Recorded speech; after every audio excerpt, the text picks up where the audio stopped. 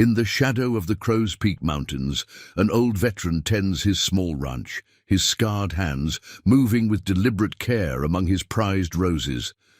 The local gang thinks he's just another broken soldier, but they don't know those careful hands once made him the deadliest quick-draw artist in the entire Union Army.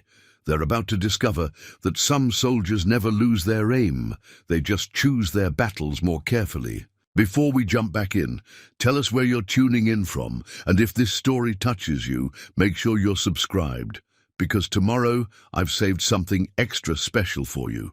The morning sun painted long shadows across Silver Sage Valley, where weathered fence posts marked the boundaries between civilization and the wild Wyoming territory. The year was 1875, and progress was creeping westward like morning frost, bringing with it both the promise of prosperity and the shadow of greed. Among the scattered homesteads and newly built storefronts of Promise Creek, Samuel Old Sam Henderson's modest ranch stood as a quiet testament to solitude. Every morning, Sam would emerge from his small but meticulously maintained cabin, a steaming cup of coffee in his scarred hands, and tend to his remarkable rose garden. The sight often drew curious glances from passers-by. Roses were a rarity in these parts, and the idea of a gruff old veteran cultivating such delicate beauty seemed at odds with his weathered appearance. His silver hair caught the morning light, and the slight limp in his walk spoke of old wounds carried with dignity. To most folks in Promise Creek, Sam was just another remnant of the war, one of many soldiers who'd sought peace in the Western Territories. They knew him as the quiet man who sold the finest roses to the ladies of the town, who helped young couples plant their first gardens, and who never turned away a hungry traveler from his door. Miss Sarah Montgomery, who ran the town's only improper restaurant, would often save him a slice of her famous apple pie, claiming his gardening advice had saved her small herb patch more times than she could count. Young Peter Collins, a 12-year-old with dreams bigger than the Wyoming sky, had taken to visiting Sam's ranch after school. He was fascinated by the old man's patience with the roses, each one tended with the same precision that, unknown to the boy, had once guided a revolver in far deadlier work. Sam would teach Peter about the different varieties, explaining how each required its own special care, just as people did. "You see, Peter," Sam would say, his voice carrying the gentle rasp of age and memory, "every rose has its thorns, but that doesn't make them any less beautiful. It's all in how you handle them." What the townsfolk didn't know, what none of them could have guessed, was that those scarred hands hadn't always moved so carefully. 20 years ago, those same hands had earned Sam a different name in the war. Lightning Draw Henderson, the man who could empty his revolver with supernatural accuracy before others could clear their holster. His skill had become legend in the Union Army, whispered about around campfires and celebrated in military dispatches. But Sam had left that life behind, or so he thought. He'd chosen the quiet path, finding peace in cultivating life rather than dealing death. His revolvers, masterpieces of precision engineering that had once been the talk of 5 states, lay carefully oiled and wrapped in soft leather, hidden beneath the floorboards of his cabin. He hadn't touched them in years, though sometimes, in the dead of night, his hands would remember their weight. The peace of Promise Creek was about to be shattered by the arrival of Marcus Kane and his gang of border raiders. They were the kind of men who mistook kindness for weakness, who saw the world as divided between predators and prey. Kane, with his silk vest and silver-trimmed gun belt, carried himself with the arrogant assurance of someone used to taking what he wanted. His right-hand man, Luke the Snake Matthews, had dead eyes and quick hands that had left widows across 3 territories. Miss Sarah had seen their type before. As she watched them ride into town through her restaurant window, she noticed how they sized up every building, every person, like wolves evaluating a flock. She thought about Sam, out there alone with his roses, and whispered a quiet prayer. She'd seen the old photographs he kept tucked in his Bible, the ones that showed a younger man in a Union uniform, standing proud with a revolver in each hand. She knew there was more to the gentle gardener than most people suspected. The first confrontation was as inevitable as a storm in spring, building with the same slow menace as thunder over the mountains. Kane and his men had heard about the old veteran's ranch, about the rumored savings of a lifetime kept somewhere on the property. They saw an easy target, a lone old man who spent his days tending flowers. They didn't notice how Sam's eyes, still sharp despite his years, tracked their movements through town. They didn't see how his hands, when they thought about violence, no longer trembled at all. The townsfolk of Promise Creek had their own theories about old Sam Henderson. Some said he'd wandered west after losing his family in the war. Others whispered that he was running from memories too heavy to carry. What they all agreed on was that he'd arrived 10 years ago with nothing but a leather satchel, a handful of rose cuttings, and those haunted eyes that seemed to see more than they should. Miss Sarah Montgomery knew more than most, though she kept his confidences as carefully as she guarded her pie recipes.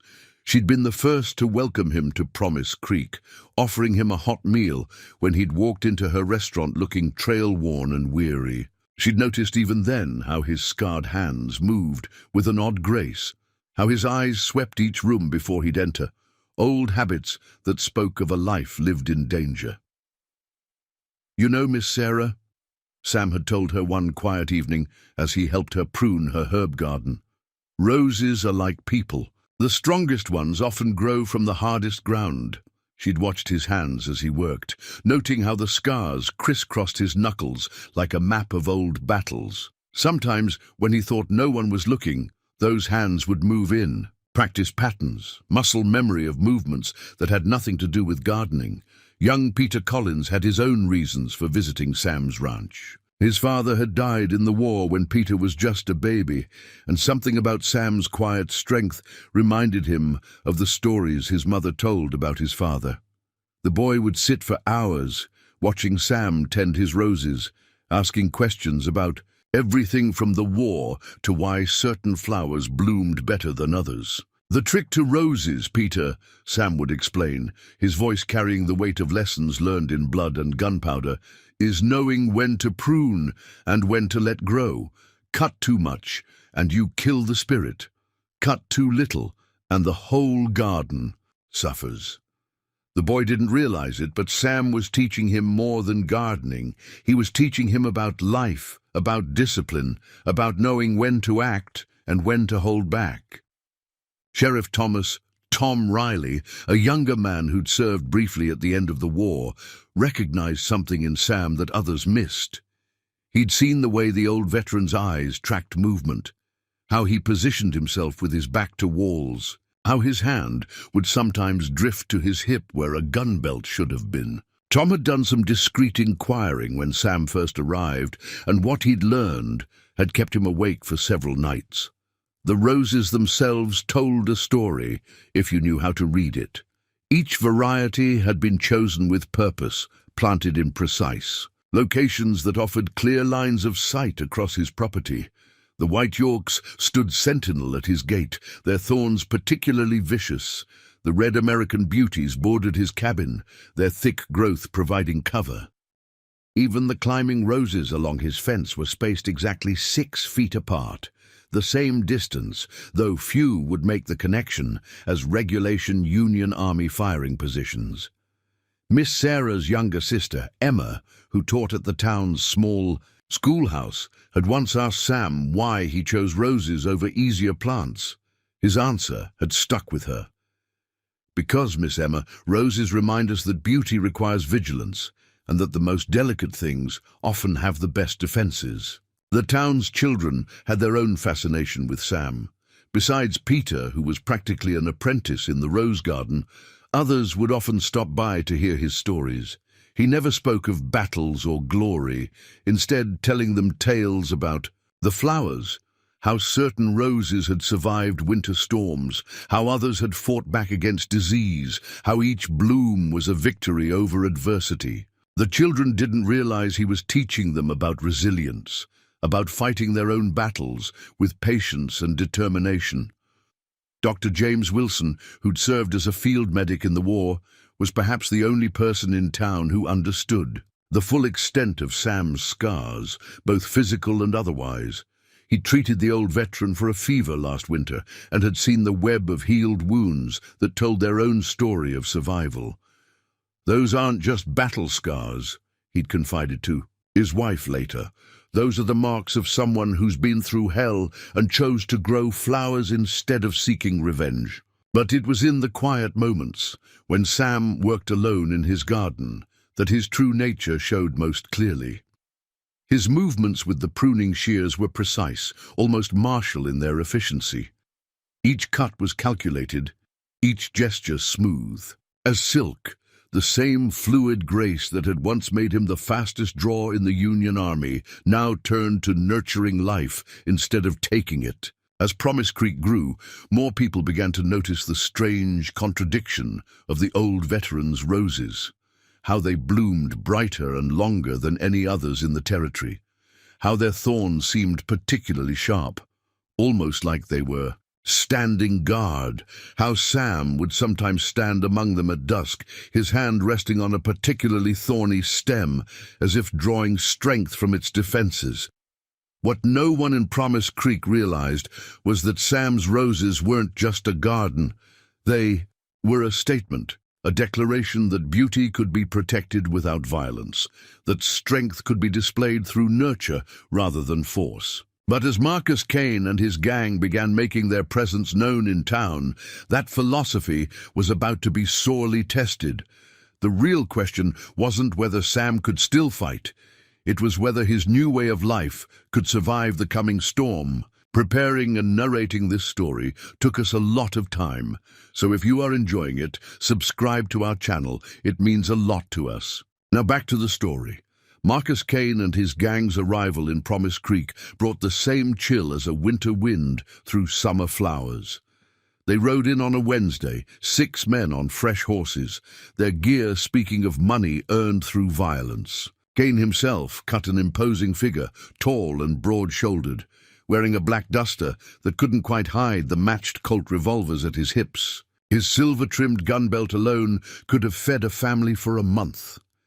If you're enjoying this story of roses and revolvers, make sure to subscribe, because tomorrow's part reveals how a garden becomes a battlefield.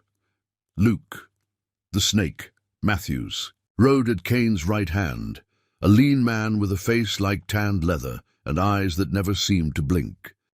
His specialty was making people talk, and he carried a thin-bladed knife that had loosened more tongues than any bottle of whiskey. The youngest of their crew, Billy Quick Turner, was barely 20, trying to prove himself with every gesture. And word, his gun hand perpetually twitching near his holster. Miss Sarah watched them dismount outside her restaurant, noting how they positioned themselves, Kane in front, Matthews and Turner flanking, the others spreading out with practiced efficiency. They moved like wolves, she thought, all predatory grace and barely contained violence. Through her window, she could see Sam's ranch in the distance, the morning sun catching on his roses like drops of blood. "Well, well," Kane drawled, pushing. Through the restaurant's doors, "Looks like civilization's finally reached these parts."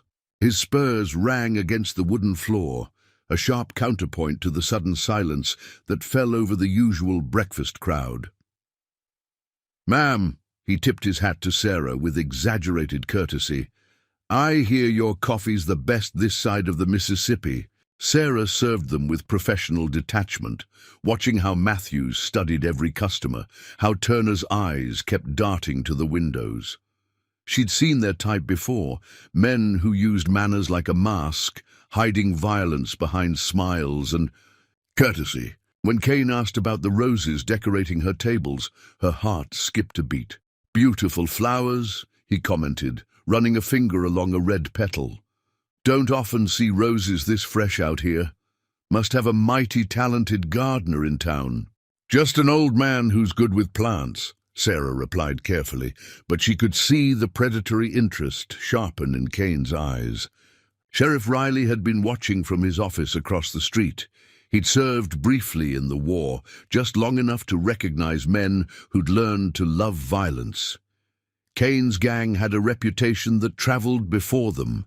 3 banks robbed in Dakota Territory, a stagecoach line terrorized in Montana, and rumors of worse things that decent folks only whispered about. The sheriff made his way to Sam's ranch that afternoon, finding the old veteran carefully pruning his white Yorks. "Got some new trouble in town," Riley began, but Sam's quiet voice interrupted him. "I know Thomas, saw them ride in." Sam's hands never paused in their work, though Riley noticed they moved with an almost military precision. Recognized the breed. Men who think the war never ended, they just changed enemies. "They've been asking about you, Sam, about the roses, about the ranch. Word is they've heard you keep your savings somewhere on the property." Riley shifted uncomfortably. "Kane's got a mean reputation. He doesn't just rob folks. He likes to make examples of people who resist." Sam straightened slowly, his eyes on the distant mountains. "You ever wonder why roses have thorns, Thomas?" He carefully trimmed a dead branch, letting it fall to the rich soil. "Not to fight. Thorns can't stop someone determined to pluck a rose. They're there to make folks think twice, to remind them that beauty comes with a price." Before Riley could respond, the sound of approaching horses drew their attention. Kane and Matthews were riding up the path to Sam's ranch, dust rising behind them like a storm cloud. Sam's hands stilled on his pruning shears, and for just a moment Riley saw something flash in the old veteran's eyes, something cold and precise that belonged more to a battlefield than a garden. "Well, if this isn't the prettiest little spread I've seen in a month of Sundays," Kane called out as they approached. His voice was friendly, but his eyes were measuring distances, noting cover, marking lines of fire with the instincts of a predator. "Mighty impressive roses you've got here. Old-timer. Must take a steady hand to tend such delicate things." Sam turned slowly, his scarred hands now resting peacefully at his sides. Kane's gaze caught on those scars, reading the story written in damaged flesh and healed wounds.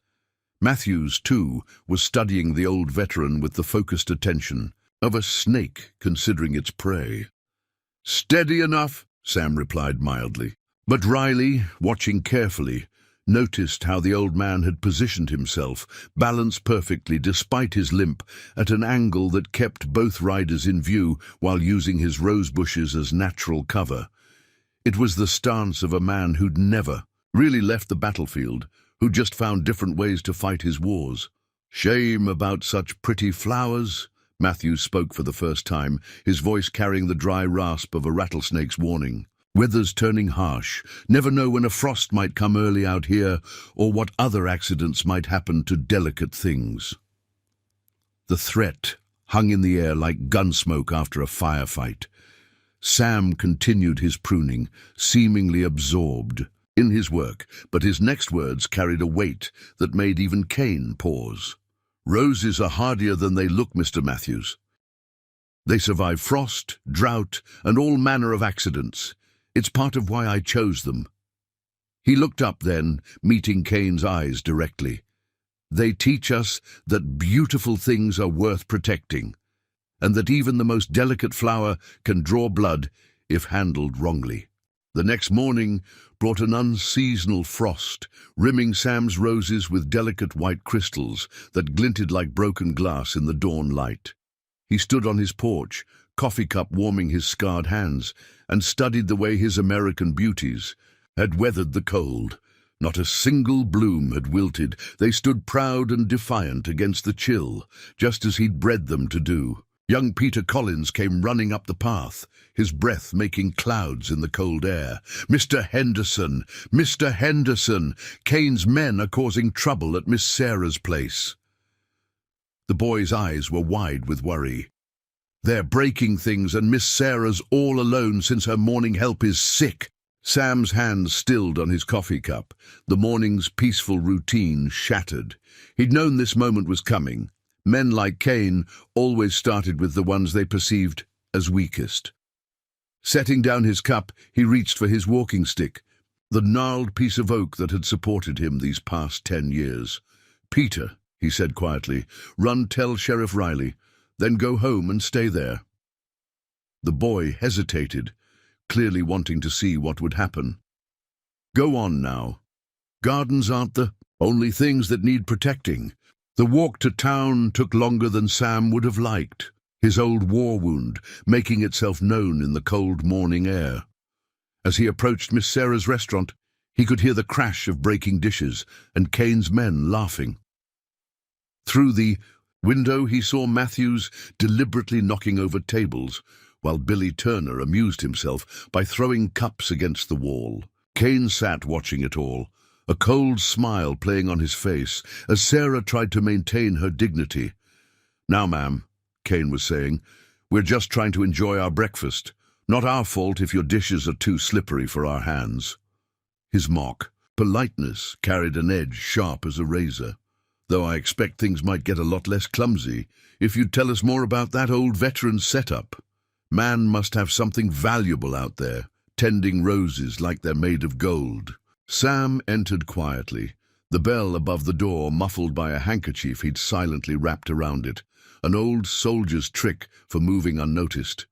His boots, worn soft from years of garden work, made no sound on the wooden floor. Still, Kane's instincts were sharp. He turned at the change in air pressure from the open door. "Well, if it isn't the gardener himself," Kane drawled, but his eyes narrowed at how Sam had managed to enter unheard. "Come to check on your flowers in town." Matthews and Turner paused in their destruction, sensing a shift in the atmosphere.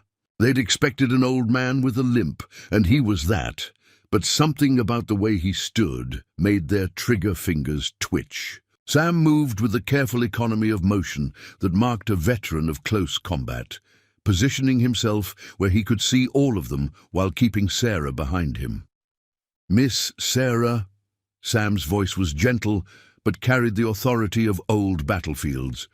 "Would you step outside, please? These gentlemen and I need to discuss the proper way to handle delicate things." "Oh, we're discussing gardening now," Matthews sneered, his hand dropping to his knife. "Mighty brave for an old man with a walking stick." Sam's scarred hands rested lightly on his oak staff, and for the first time, Kane noticed that the walking stick's surface was worn smooth in particular places, almost like a practiced shooter's gun grip. "You know," Sam said conversationally, "roses teach you interesting lessons about handling threats. Sometimes it's the thorns you see that make you careful, but it's the ones you don't see that draw the most blood." Kane stood slowly, his black duster falling open to reveal his prized revolvers. "That sounded almost like a threat, old man. Sure you want to play this game? I've killed better men than you for less." "Not a threat, Mr. Kane. Just a soldier's observation about nature's way of handling predators." Sam's eyes, usually soft when teaching Peter about flowers, had taken on the hard gleam of gunmetal. "You see, every rose in this territory came from my garden. Even these." He nodded to the vase on Sarah's counter, where his white Yorks stood pristine among the destruction. Quick as a snake, Matthews lunged forward, his knife slashing toward Sam's throat. What happened next would be talked about in Promise Creek for years to come. Sam's walking stick moved in a blur of practiced motion, deflecting the knife with its tip, while the opposite end swept Matthews' legs from under him. The knife expert hit the floor hard, his blade skittering away under a table. Turner drew his gun, but Sam was already moving. The walking stick spun in his hands like a cavalry saber, knocking the young gun's weapon toward the ceiling.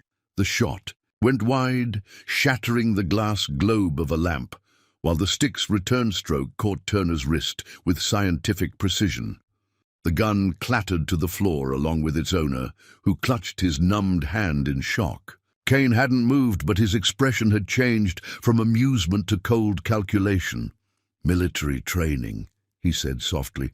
"Not just any soldier, though. Those moves, they're from the Army's close combat manual.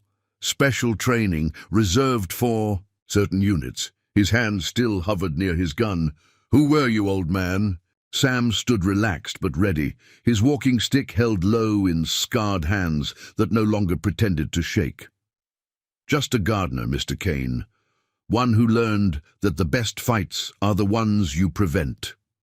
His eyes swept the room, taking in Matthews crawling toward his knife, Turner still nursing his wrist, and Kane's coiled tension.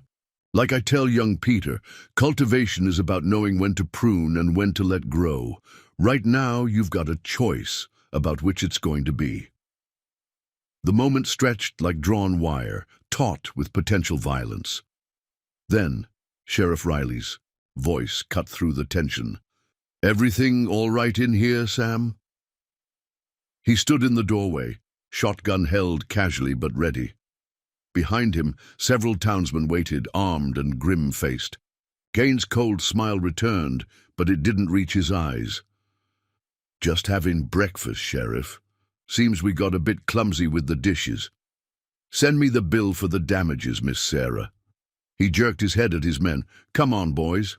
Let's leave these fine folks to their morning routine." As they filed out, Kane paused beside Sam. "Impressive show, old-timer. But blooms fade, thorns dull, and even the strongest garden can be burnt to the ground." He adjusted his gun belt meaningfully. "We'll talk again soon."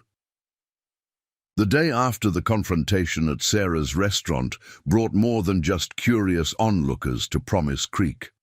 Word had spread like wildfire through the territory about how an old veteran with a walking stick had bested Kane's notorious knife expert. By noon, 3 different telegraph messages had arrived at the town office, each asking about the mysterious gardener who'd caught Marcus Kane off guard. If you've been moved by this tale of hidden strength, make sure to subscribe because tomorrow's episode reveals an even darker shadow from the past. Kane had retreated to the town's only hotel, where he sat in his room studying an old military document spread across his lap. His fingers traced the faded ink of a battlefield commendation, the paper marked with the seal of the Union Army's Special Services Division. Luke Matthews nursed his bruised pride and aching body in the corner, while young Turner stood watch. At the window, his wrist still bearing the purple mark from Sam's walking stick. "Special Services," Kane muttered, his cold eyes scanning the document. They only had one unit that specialized in close-quarter combat with minimal weapons, the Ghost Brigade, soldiers trained to fight in any condition, with any tool at hand. He looked up at Matthews. Our gardener friend wasn't just any soldier. He was one of the most dangerous men in the entire Union Army. Down at the telegraph office, more pieces of Sam Henderson's past were surfacing. The operator, Jim Wheeler, had been sending inquiries since dawn, and each response painted a more intriguing picture. "Says here," he told Sheriff Riley in a hushed voice, "that there was a special unit during the war never officially acknowledged.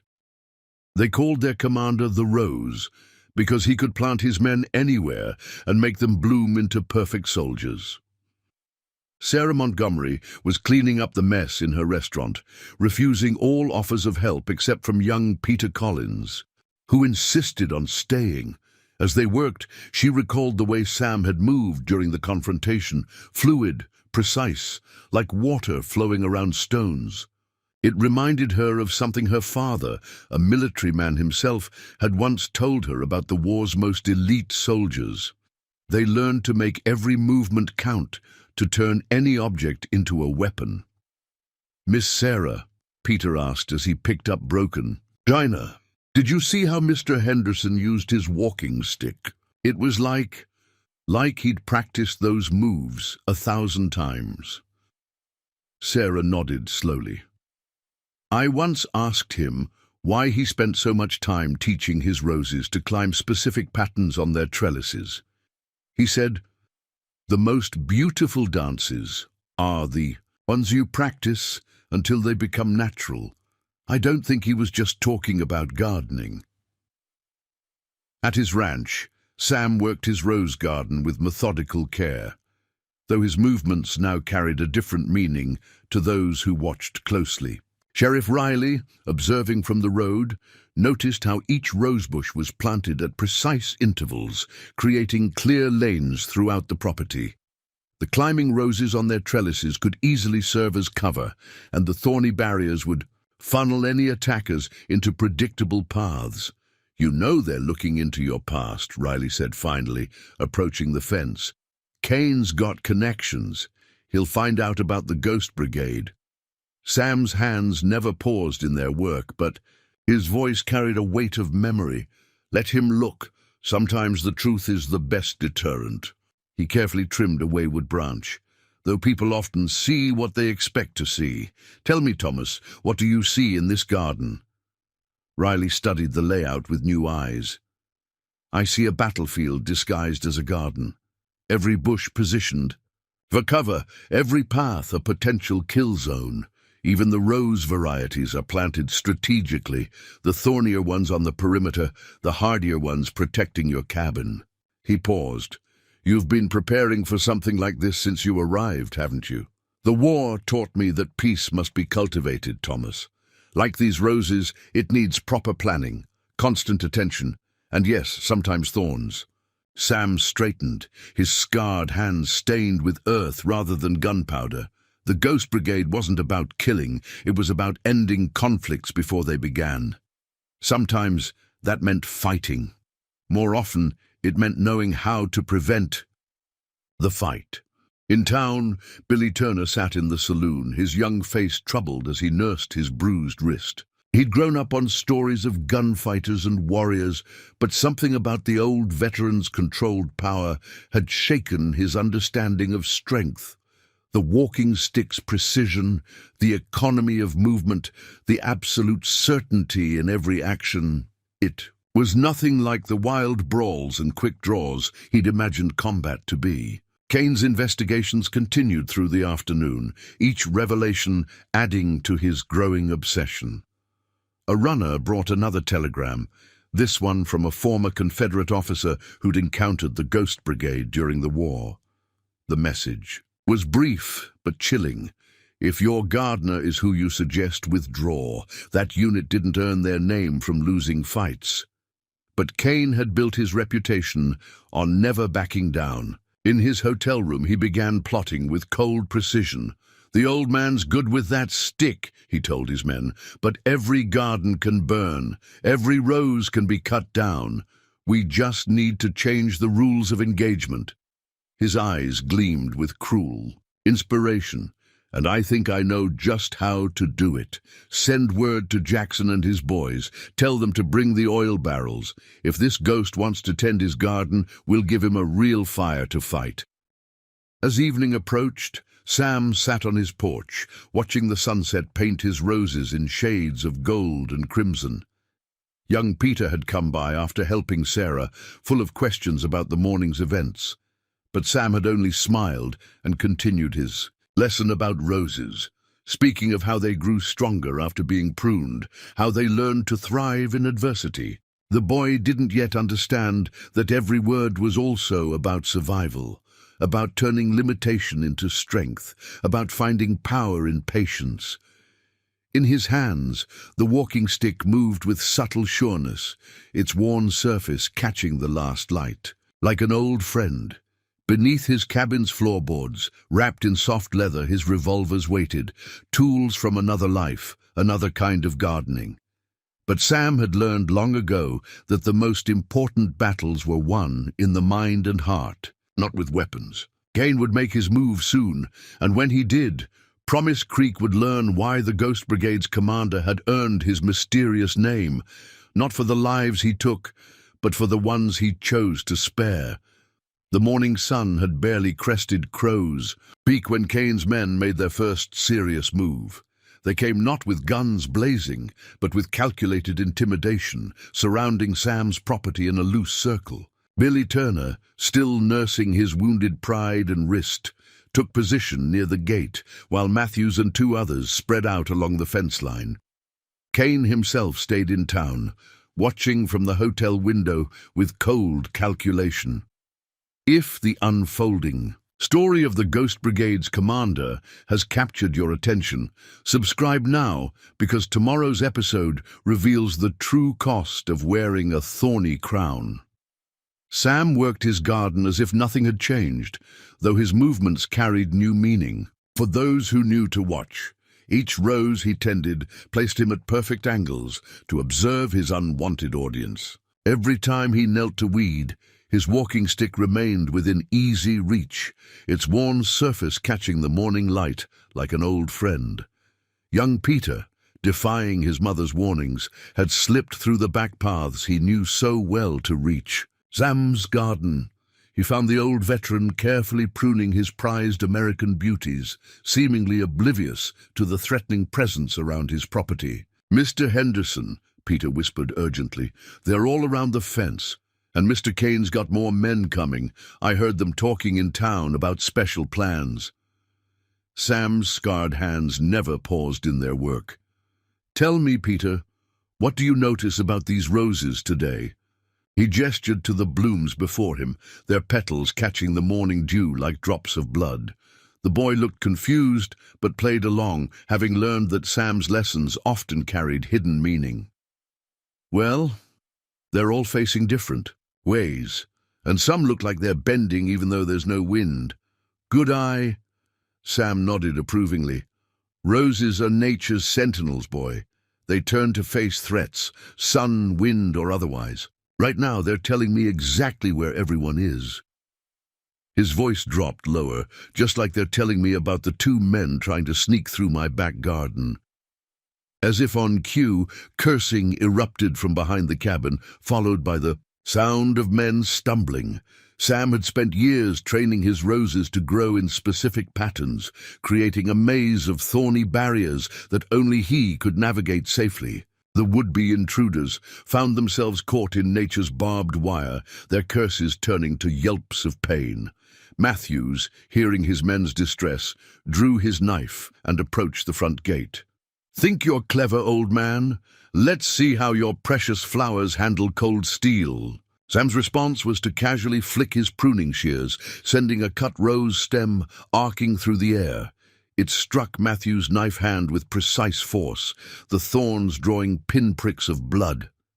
The knife expert jerked back, more startled than hurt, but the message was clear. Distance was no safety from a Ghost Brigade veteran. "You know," Sam said conversationally, helping Peter up, "in the war, we learned that direct confrontation is often the least effective approach. The Ghost Brigade specialized in making the battlefield itself become our ally." He gestured to his garden. "Every rose here serves a purpose. The white Yorks along the fence, their thorns curve downward. Try to climb over, and you'll find getting down much harder than getting up. The climbing roses by the cabin, they'll hold a man's weight if he knows exactly where to step. Otherwise—" He nodded toward the cursing men still trying to extract themselves from his back garden. Billy Turner, watching from his position, felt his confidence wavering. He'd seen gunfights and brawls, but this was different. The old veteran hadn't thrown a single punch or drawn a weapon, yet he controlled the entire situation. Even now, Sam's movements through his garden were deliberate, each step placing him in perfect position to respond to any threat while appearing to simply tend his flowers. The demonstration continued as the morning wore on. When one of Kane's men tried to cut through a rose bush, he found the stems unnaturally resistant. Sam had spent years grafting stronger varieties, creating barriers as tough as young trees, but beautiful enough to seem harmless. Another man, attempting to circle behind the cabin, triggered a cascade of thorny branches that seemed to reach for him like nature's own hands. "The Ghost Brigade," Sam explained to Peter, who watched in amazement, "wasn't about fighting. It was about controlling the battlefield before the battle began. Every mission started with preparation, with understanding your environment and making it work for you." His scarred hands gently guided a rose stem back into place. These past 10 years haven't been about hiding, boy. They've been about preparing. The tension peaked when Matthews, frustrated by the morning's failures, decided to force the issue. He rushed the front gate, his remaining men moving to support him. What happened next became part of Promise Creek's growing legend. Sam's walking stick moved like a conductor's baton, each motion precise and purposeful. He deflected Matthews' first rush with a simple pivot, sending the knife expert stumbling into a carefully positioned rosebush. As two more men charged, the walking stick became a blur of motion, striking pressure points and vulnerable spots with surgical precision. Within moments, Kane's men found themselves thoroughly entangled in the garden's natural defenses.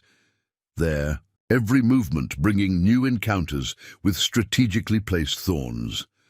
A garden, Sam announced to his unwilling audience, is just a battlefield where you choose what grows and what doesn't.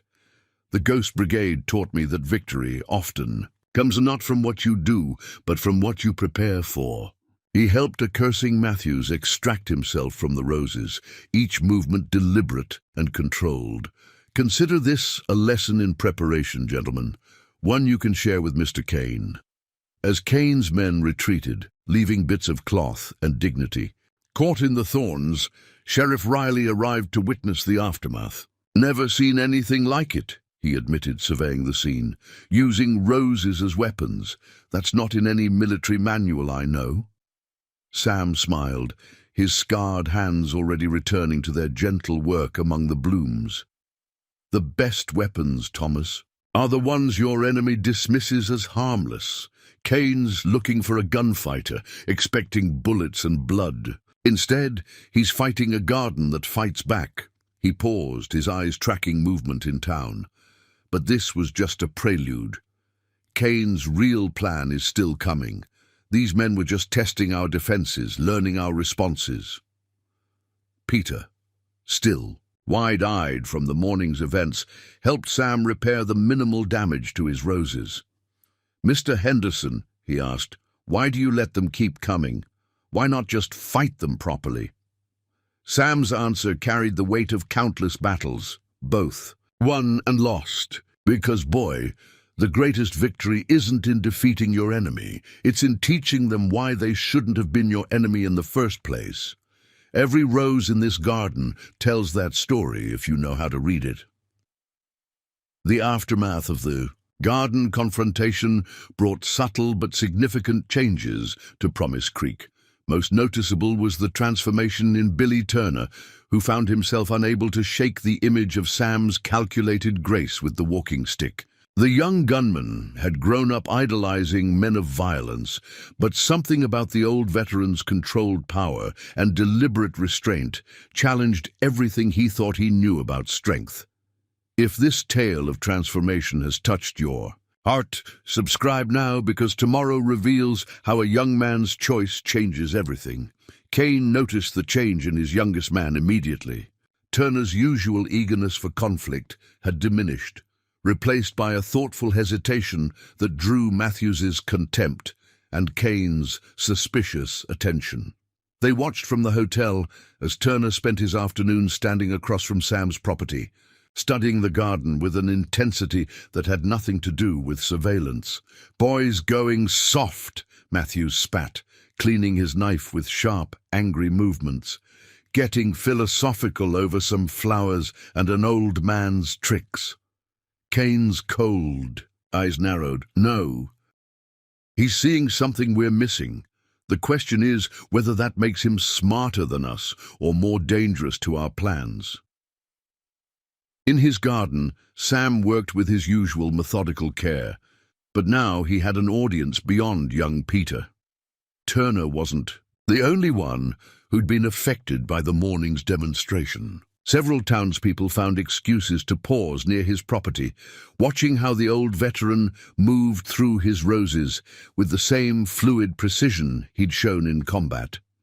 Sarah Montgomery brought him lunch, her usual basket accompanied by thoughtful observation. "You're teaching them, aren't you?" she asked, setting out cornbread and stew. "Not just Peter, but all of them. Every movement in this garden is a lesson." Sam's scarred hands paused in their work.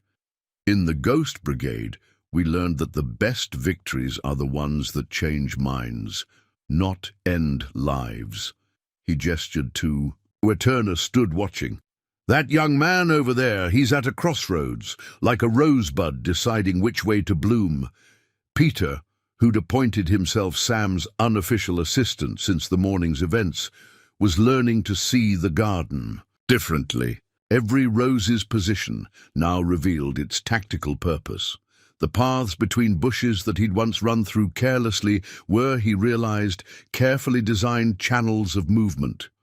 Even the different varieties of roses told a story of strategy and preparation. Mr. Henderson, Peter asked, helping to stake a climbing rose, why did you really choose roses? Why not something easier to grow? Sam's answer was interrupted by Billy Turner himself, who'd finally gathered the courage to approach the garden gate.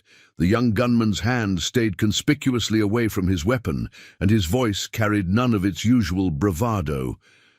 Those moves with the walking stick, Turner said without preamble. They weren't just fighting techniques, were they? They were like a dance you've practiced thousands of times. Sam studied the young man thoughtfully. In the Ghost Brigade, we learned that any movement, repeated enough with proper intention, becomes part of you. Whether it's wielding a weapon or tending a garden, the key is understanding the purpose behind each action. Turner's fingers traced his bruised wrist, where Sam's walking stick had struck with surgical precision. Kane's planning something big, something ugly. He sent for special supplies, oil barrels and mining powder. Says he's going to teach the whole town a lesson about defying him. And why are you telling me this? Sam's voice was gentle, but his eyes were sharp as thorns. Because... Turner struggled with the words. Because I've spent my whole life thinking strength meant being the quickest to violence. But watching you move, seeing how you handled Matthews and the others without ever throwing a punch or drawing a gun, it's like you're fighting a different kind of battle entirely. Sheriff Riley, who'd approached quietly during their conversation, added his own observation. He's not the only one seeing things differently. Half the town's talking about how you turned your garden into a fortress without anyone noticing. All these years, making beauty into strength. It's giving folks ideas about standing up to Kane in their own ways. Sam nodded slowly, his scarred hands moving with practiced care as he demonstrated proper pruning technique to Turner and Peter. The Ghost Brigade had a saying, "The best weapon is the one that transforms your enemy into your ally." Every rose in this garden was planted with that philosophy in mind. The lesson was interrupted by the distant sound of heavy wagons approaching town. Kane's special supplies had arrived, tools of destruction meant to counter Sam's years of careful cultivation. The sound carried to them on the wind, making the roses sway as if in anticipation of the coming storm. "They'll come at night," Turner warned, his young face troubled. "Kane likes to use darkness, says it hides sin better than daylight." Sam's response was to carefully cut a perfect white York bloom, offering it to Turner. "Darkness doesn't hide sin, son. It just makes the light more important. Like roses in a garden, people tend to grow toward the light they're given." His scarred hands held the flower with surprising gentleness. "The question is, which way will you grow?" The moment was heavy with significance, a young gunman holding a rose, an old veteran offering more than just a flower, and a garden that had become both battlefield and classroom. In town, Kane watched through his spyglass, his cold rage building, at what he perceived as Turner's betrayal. But Sam saw something different. He saw the first bloom of change, as natural and inevitable as spring following winter. Peter, watching it all with a child's keen perception, suddenly understood why Sam had spent so many years carefully tending his roses. Every bloom was a testament to patience, every thorn a lesson in defense, and every new bud a promise of transformation. The garden wasn't just a fortress. It was a vision of what Promise Creek could become if people learned to grow toward the light instead of flourishing in darkness. The oil barrels weren't Kane's only new arrival in Promise Creek. By mid-afternoon, 3 riders appeared on the town's main street, their appearance causing a ripple of unease among the locals. These weren't common troublemakers. Their gear and bearing spoke of professional gunmen, the kind who sold their skills to the highest bidder. If this story of roses and redemption has captured your attention, subscribe now, because tomorrow brings a revelation that will change everything. The leader, a tall man in a dust-colored duster, introduced himself simply as Hawk. His face bore a distinctive scar that ran from his left temple to his jaw, a souvenir from another veteran's blade during the war. His companions, a Mexican sharpshooter called Cielo and a muscular former prizefighter known only as Bear, took up positions at opposite ends of the street, their casual poses belying their tactical positioning. Sam noticed their arrival from his garden, where he was teaching Turner and Peter the finer points of rose grafting. His scarred hands never paused in their work, but his eyes tracked each newcomer's movement with military precision. "See how they're spacing themselves?" he asked quietly, "like thorns on a stem, each positioned to support the others. These aren't Kane's usual type. They're soldiers, or were once." Turner, who had spent the morning learning more than just gardening, recognized the professional quality of their movements. "The one in the duster, Hawk, I've heard of him. They say he fought for the Confederacy, led a special scout unit." "Reconnaissance and strategic strikes," Sam confirmed carefully. "Binding a new graft. The Ghost Brigade encountered his unit twice during the war. He's a man who understands the value of preparation and position." He glanced at his roses, each one planted with purpose. This just became more interesting. Hawk made his way to Sam's property alone, his spurs marking a steady rhythm on the packed earth. He stopped at the garden gate, his scarred face thoughtful as he studied the layout of the roses. After a long moment, he removed his hat in a gesture of respect. "The famous rose garden of the Ghost Brigade's commander," he said softly. "We never knew your name during the war, but we learned to fear where your unit had been, always so perfectly positioned, every approach covered, every retreat blocked." His eyes traced the patterns of the rose bushes. "You haven't lost your touch. Old friend, just changed your medium." Sam straightened slowly, his walking stick planted firmly beside him. "Hawk Reynolds, last time I saw you was at Yellow Creek. Your men had us surrounded, or so you thought. Until we found ourselves trapped in our own perfect position." Hawk nodded, a ghost of a smile touching his scarred face. "Lost 16 good men that day, without your unit firing a single shot. Just carefully placed obstacles and disciplined patience." He gestured to the garden. "Like this, beauty that bleeds. Defense disguised as decoration." Peter and Turner watched the exchange with fascination, sensing the weight of history between these two veterans. In town, Kane observed through his spyglass, his cold calculation taking on a new edge as he realized the significance of what he was seeing.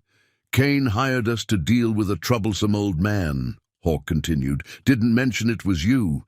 Didn't mention the roses either, though now I understand why he's so fixated on burning this garden." He paused, studying Sam's scarred hands. Those who don't know history are doomed to underestimate it. Sam's response was to carefully cut another white York bloom, examining it with practiced eye. "And those who know history, what are they? Doomed to, Hawk. To remember, to understand." Hawk's hand drifted to the scar on his face. "To recognize when a battle isn't worth its cost." He looked meaningfully at the oil barrels being unloaded near Kane's hotel. "He means to burn it, all the garden, the house, maybe the whole town, if that's what it takes to break you." Fire can destroy a garden, Sam acknowledged, but it can't erase what the garden teaches. Every rose here is a lesson in patience, in turning defense into beauty, violence into growth. He offered the white York to Hawk. The real question is, what lesson will you choose to learn this time? As if in answer, Cielo's voice rang out from his position. Riders coming, at least dozen, fast approach. The thunder of hooves filled the air as a group of hard-looking men rode into Promise Creek, their horses lathered from hard riding. Their leader, a brutal-faced man wearing a blood-red bandana, pulled up sharply in front of Kane's hotel. Red Jack Wilson, Turner whispered, his face paling. Canyon country killer. They say he burned 3 towns just to watch them glow in the dark. Hawk's expression darkened. Kane's not just planning to burn a garden. He's gathering an army. He looked at Sam with something like regret. War's coming to Promise Creek, old friend. Different from our last one, but no less deadly. Sam's hands remained steady on his walking stick as he surveyed his garden, his battlefield. War's not coming, Hawk. It's already here, growing like roses in the dark. The question is whether it'll bloom in blood or beauty. He turned to Turner and Peter. Time for your next lesson, boys. Sometimes the best defense isn't in the thorns you show, but in the roots you've grown. In town, Kane welcomed Red Jack with a predator's smile, while Sarah Montgomery quietly began moving valuables to her restaurant's cellar. Sheriff Riley posted extra watches, and the telegraph operator's fingers flew, sending warnings to neighboring communities. The sun began its descent behind Crow's Peak, painting Sam's roses in shades of fire and shadow. Tomorrow would bring violence to Promise Creek, that much was certain. But as Hawk Reynolds walked back to town, the white York bloomed carefully. Tucked in his duster's pocket, he couldn't shake the feeling that Kane had fundamentally misunderstood the nature of his enemy. The Ghost Brigade's commander hadn't spent 10 years growing roses just to watch them burn. He'd spent 10 years preparing for exactly this kind of battle, using beauty to disguise strength and peace to mask purpose. The telegraph arrived at midnight, its urgent clicking drawing Promise Creek's operator from his bed. The message was brief but chilling. Colonel James, scorched earth. Sherman headed your way, left trail of ash through 3 territories.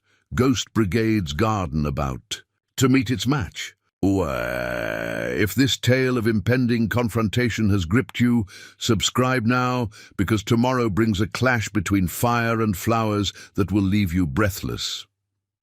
Sam Henderson stood in his garden under the stars, his scarred hands resting lightly on his walking stick as he absorbed the news Sheriff Riley had just delivered.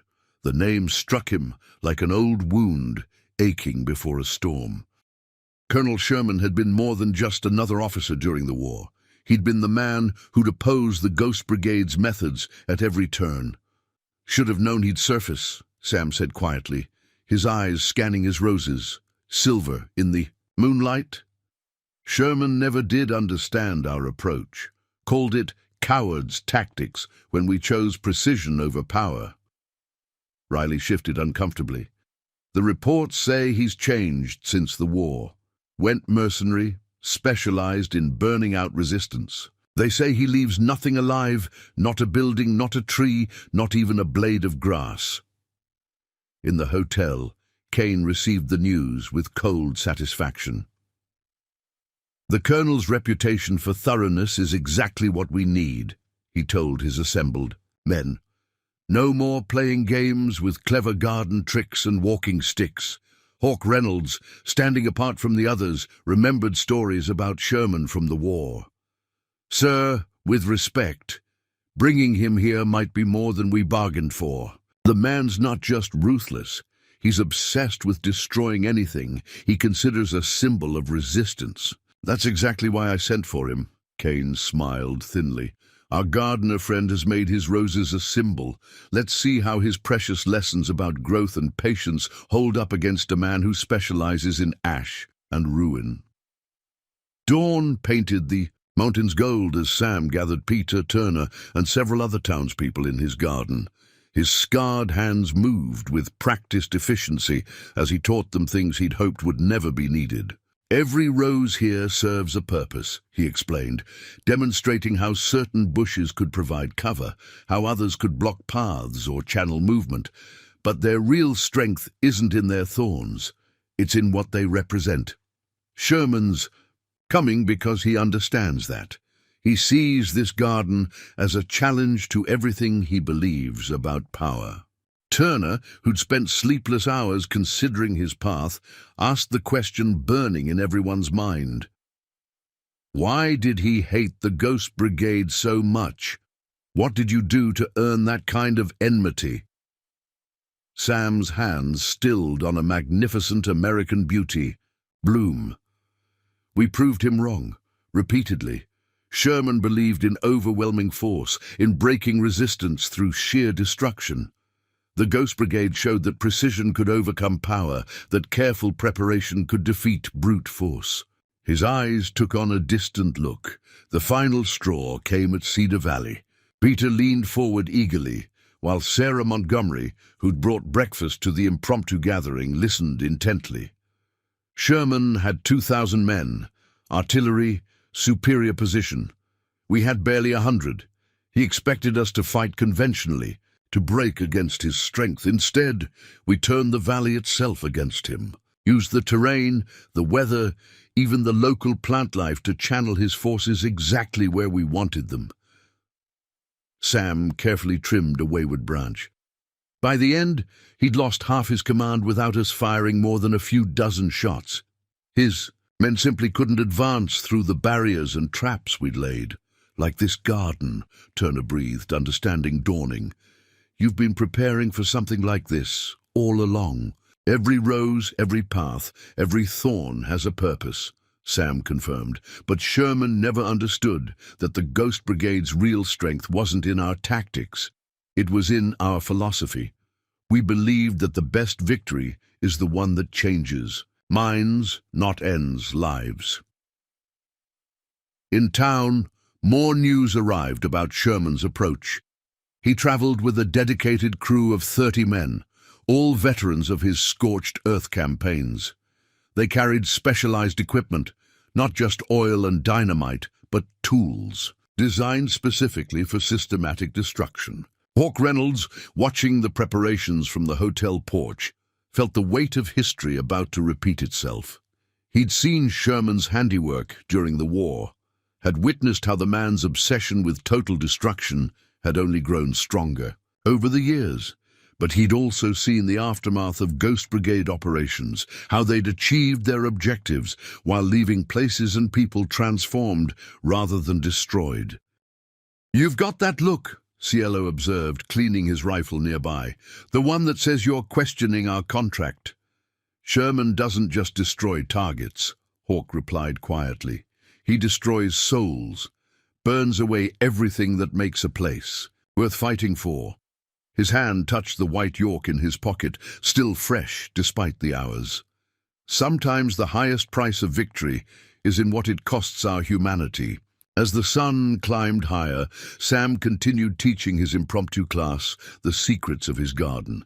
Each lesson was both practical and philosophical, teaching them not just how to defend themselves, but why such defense mattered. "Sherman's coming. With fire and fury," he told them, "because that's all he knows. But remember, roses survive fire. In fact, some varieties need it to reach their full potential. The question isn't whether we can stop his destruction, but whether we can transform it into something else." Young Peter, absorbing everything with a child's clarity, suddenly understood the deeper meaning of Sam's decade-long work. The garden wasn't just a fortress or a memorial, it was a demonstration of a different kind of strength, one that could turn even destruction into an opportunity for growth. In the distance, dust clouds marked the approach of riders, scouts preceding. Sherman's main force. Promise Creek held its breath, caught between fear of the coming fire and faith in their gardener's quiet strength. The next few days would determine not just the fate of a garden or a town, but which philosophy of power would prevail. Sherman's belief in absolute destruction, or Sam's patient cultivation of strength through growth. The day before Sherman's expected arrival brought a strange calm to Promise Creek. In Sam's garden, an unusual gathering had formed. Turner and Peter were now joined by Hawk Reynolds and his men, all watching intently as the old veteran demonstrated techniques that blended military precision with a gardener's patience. If you're finding courage in this tale of preparation and purpose, click subscribe, because tomorrow reveals how a garden becomes a battlefield. The Ghost Brigade, Sam explained, his scarred hands moving with practiced grace as he worked with a rose stem, wasn't about fighting harder than our enemies. It was about fighting smarter, understanding that every battlefield has its own rules, its own rhythm. He guided Turner's hands, showing him how to weave roses through a lattice in a pattern that looked decorative but created a nearly impenetrable barrier. Hawk watched with professional appreciation, his own military experience letting him see the layers of strategy in every arrangement. You're not just teaching them gardening, are you? This is Ghost Brigade fieldcraft, adapted for civilian defense. Sam nodded, moving to demonstrate another technique. Every rose has 3 lessons to teach. First, beauty can be a form of strength. Second, defense doesn't have to mean destruction. And third, he paused, looking meaningfully at his diverse group of students, the most powerful force isn't the thorns, but the roots that bind everything together. In town, Sarah Montgomery had turned her restaurant into a command center of sorts. Women from throughout Promise Creek gathered there, learning their own lessons about resistance and preparation. They weren't working with roses, but their preparations were no less strategic. Sam showed me something interesting about his white Yorks, Sarah told them, laying out supplies. Their petals, when crushed and scattered, become surprisingly slippery. Imagine that on a path where unwanted visitors might travel. The women shared knowing looks, understanding that sometimes the gentlest things could provide the strongest defense. Peter, who had barely left Sam's side since the news of Sherman's approach, was learning to see the garden with new eyes. "Mr. Henderson," he asked, helping to position a particularly thorny barrier, "why did you choose this exact spot for your garden? Was it just because of the good soil?" Sam's weathered face creased in a smile. "Look around, boy. What do you see?" The group paused in their work, following Sam's gesture. Hawk was the first to understand, his military training recognizing the tactical advantages. High ground to the north, clear lines of sight to the east and west, natural bottleneck to the south where the creek bends. You didn't just plant a garden, you fortified a position. While making it look like nothing more than an old man's hobby, Sam confirmed, the Ghost Brigade's first rule: the best defense is the one your enemy doesn't recognize until it's too late. Turner, who had spent the morning learning to move through the rose paths with silent efficiency, demonstrated his growing understanding by navigating a particularly complex section without disturbing a single bloom. "Like these paths," he said. "They look random, but they're all planned. Each one gives you a perfect angle for observation," Sam finished, "or for action, if action becomes necessary." His hands moved to his walking stick, demonstrating a series of fluid movements that looked like simple stretching but contained deadly purpose. Everything serves multiple purposes.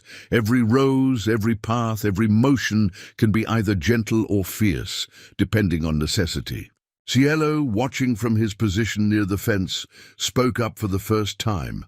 "In my country, we have a saying: the most dangerous garden is the one that makes you forget it has thorns. I think I understand now why Cain fears this place so much." Work continued through the afternoon as Sam taught them all the garden's secrets. Every student learned different aspects.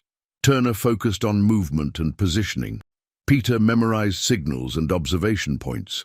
Hawke's men studied the defensive layouts, and various townspeople learned their own roles in the coming confrontation. "Sherman will expect us to either fight conventionally or flee," Sam explained, gathering everyone for a final lesson.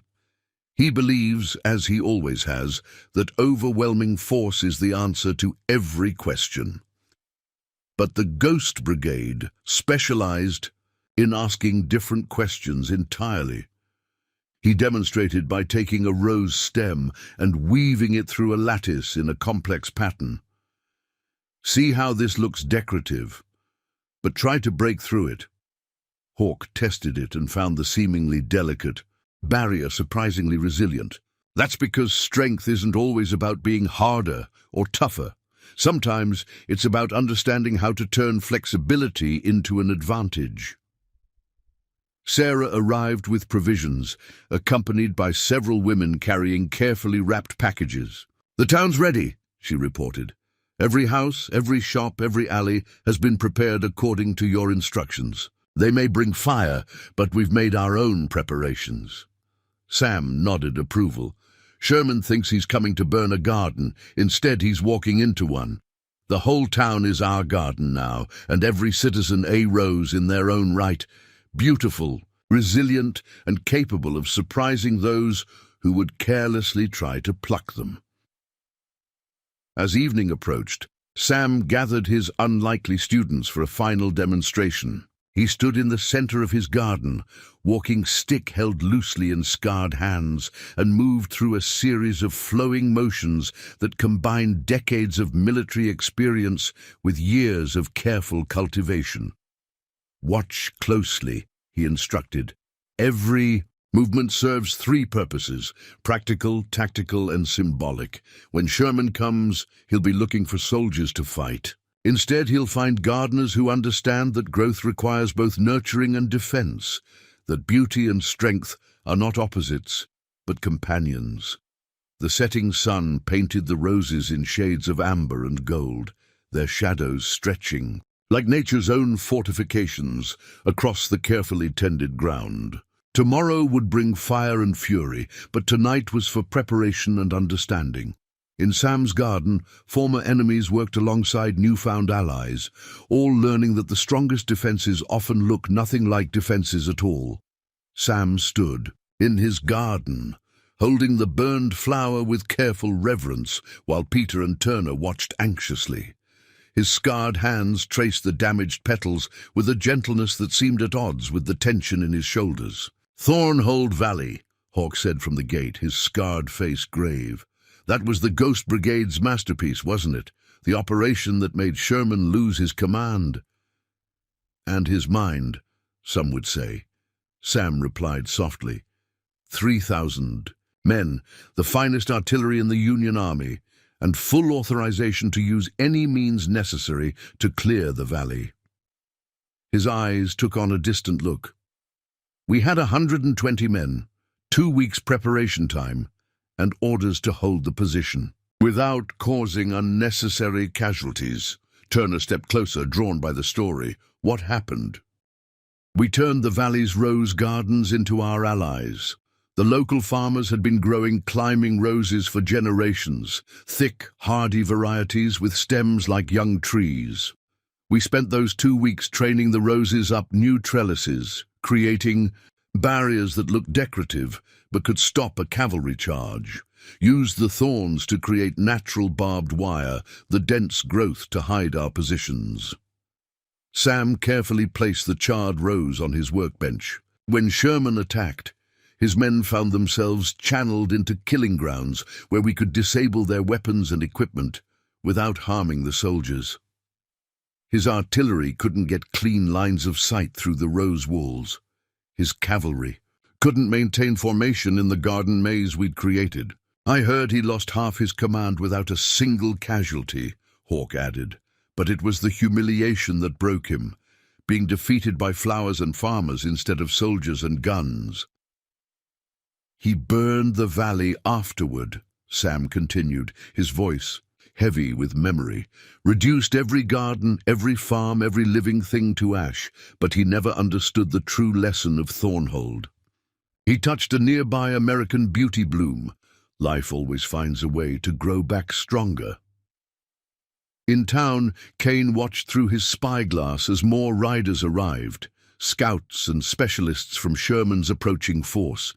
Each brought reports of the colonel's methodical approach, how he was systematically clearing and burning every potential hiding place or natural fortification along his route. "Man's gotten more thorough since the war," Matthews observed, cleaning his knife with nervous energy. "They say he spent 3 days burning out Mason's Creek last month. Didn't leave so much as a blade of grass standing." Kane's cold smile didn't reach his eyes. "Good. Our gardener friend needs to learn that some things can't be solved with clever tricks and walking sticks. Sometimes you need to burn it all down and salt the earth." Hawke's men, now integrated into Sam's defensive preparations, brought regular updates about Sherman's approach. The colonel had split his force into 3 groups, each carrying specialized equipment for systematic destruction. They moved with military precision, setting up relay points and supply caches, preparing for a siege rather than a simple raid. "He's not just coming to burn the garden," Hawke reported grimly. "He's coming to erase every trace that it ever existed. This is personal for him, a chance to rewrite his greatest humiliation." Sam nodded, continuing his work among the roses. To casual observers, he appeared to be simply tending his garden, but each movement served multiple purposes. Every snip of his shears adjusted sightlines and fields of fire. Each new stake or trellis he positioned created additional defensive positions or escape routes. "Look there," he instructed Peter and Turner, pointing to where his white Yorks climbed an elaborate framework. "Sherman will see decorative archways. What do you see?" Turner studied the structure with newly educated eyes. "Elevated positions, concealed pathways, and is that frame reinforced with metal inside the wooden posts?" "Good eye. The ghost. Brigade believed in using every advantage, including our enemy's assumptions. Sherman sees roses as symbols of weakness, of civilian delicacy. He'll never expect them to be part of our strength." Sarah arrived with lunch and news from town. "More of Sherman's men arrived at the hotel," she reported. "They're different from Kane's usual crowd. More disciplined, more organized. They're clearing spaces around buildings, moving water barrels, planning for a systematic burn." "Of course they are," Sam replied, his scarred hands steady as he worked. "Sherman always did believe in being thorough. But he's forgotten something important about gardens." He gestured to where his roses had been carefully pruned and trained over the years. "The part you see above ground is just the beginning. The real strength lies in the roots, in what you can't see." As evening approached, another message arrived from Sherman, this time delivered by a wagon carrying a grim cargo. Dozens of burnt rose bushes, their once beautiful forms twisted into black accusations. The message was clear. This was what awaited Sam's garden and any who would stand with him. But Sam's response surprised everyone. Instead of anger or fear, he carefully collected the charred remains and began working them into his garden's soil. "Every gardener knows that ash can enrich the earth," he explained to his bewildered students. "Sherman means this as a threat, but he's really giving us more strength to grow." The sun set behind Crow's Peak, painting the garden in shades of fire, a preview of what Sherman planned to bring. But in the gathering darkness, Sam's roses stood like silent sentinels, their thorns catching the last light like nature's own weapons. Tomorrow would bring destruction, but tonight the garden continued its patient preparation, each bloom and thorn ready to play its part in the coming confrontation. Dawn painted Promise Creek in shades of amber and gold, the morning light catching, on dew-kissed roses like thousands of tiny warning fires. Sam Henderson stood at his garden gate, watching as riders approached from the east. But these weren't Sherman's men. Leading them was Marshal James Cooper, a hard-faced veteran Sam had known during the war, followed by a dozen seasoned lawmen. If this tale of gathering forces has stirred your spirit, subscribe now, because tomorrow brings a confrontation that will test every soul in Promise Creek. "Heard an old ghost was about to face some fire," Cooper called out as he dismounted. "Figured you might appreciate some badges on your side of the line." His weathered face creased in a slight smile. "Though I suspect you've got more planned than just badges and bullets." Sam's scarred hands rested easily on his walking stick as he studied the newcomers.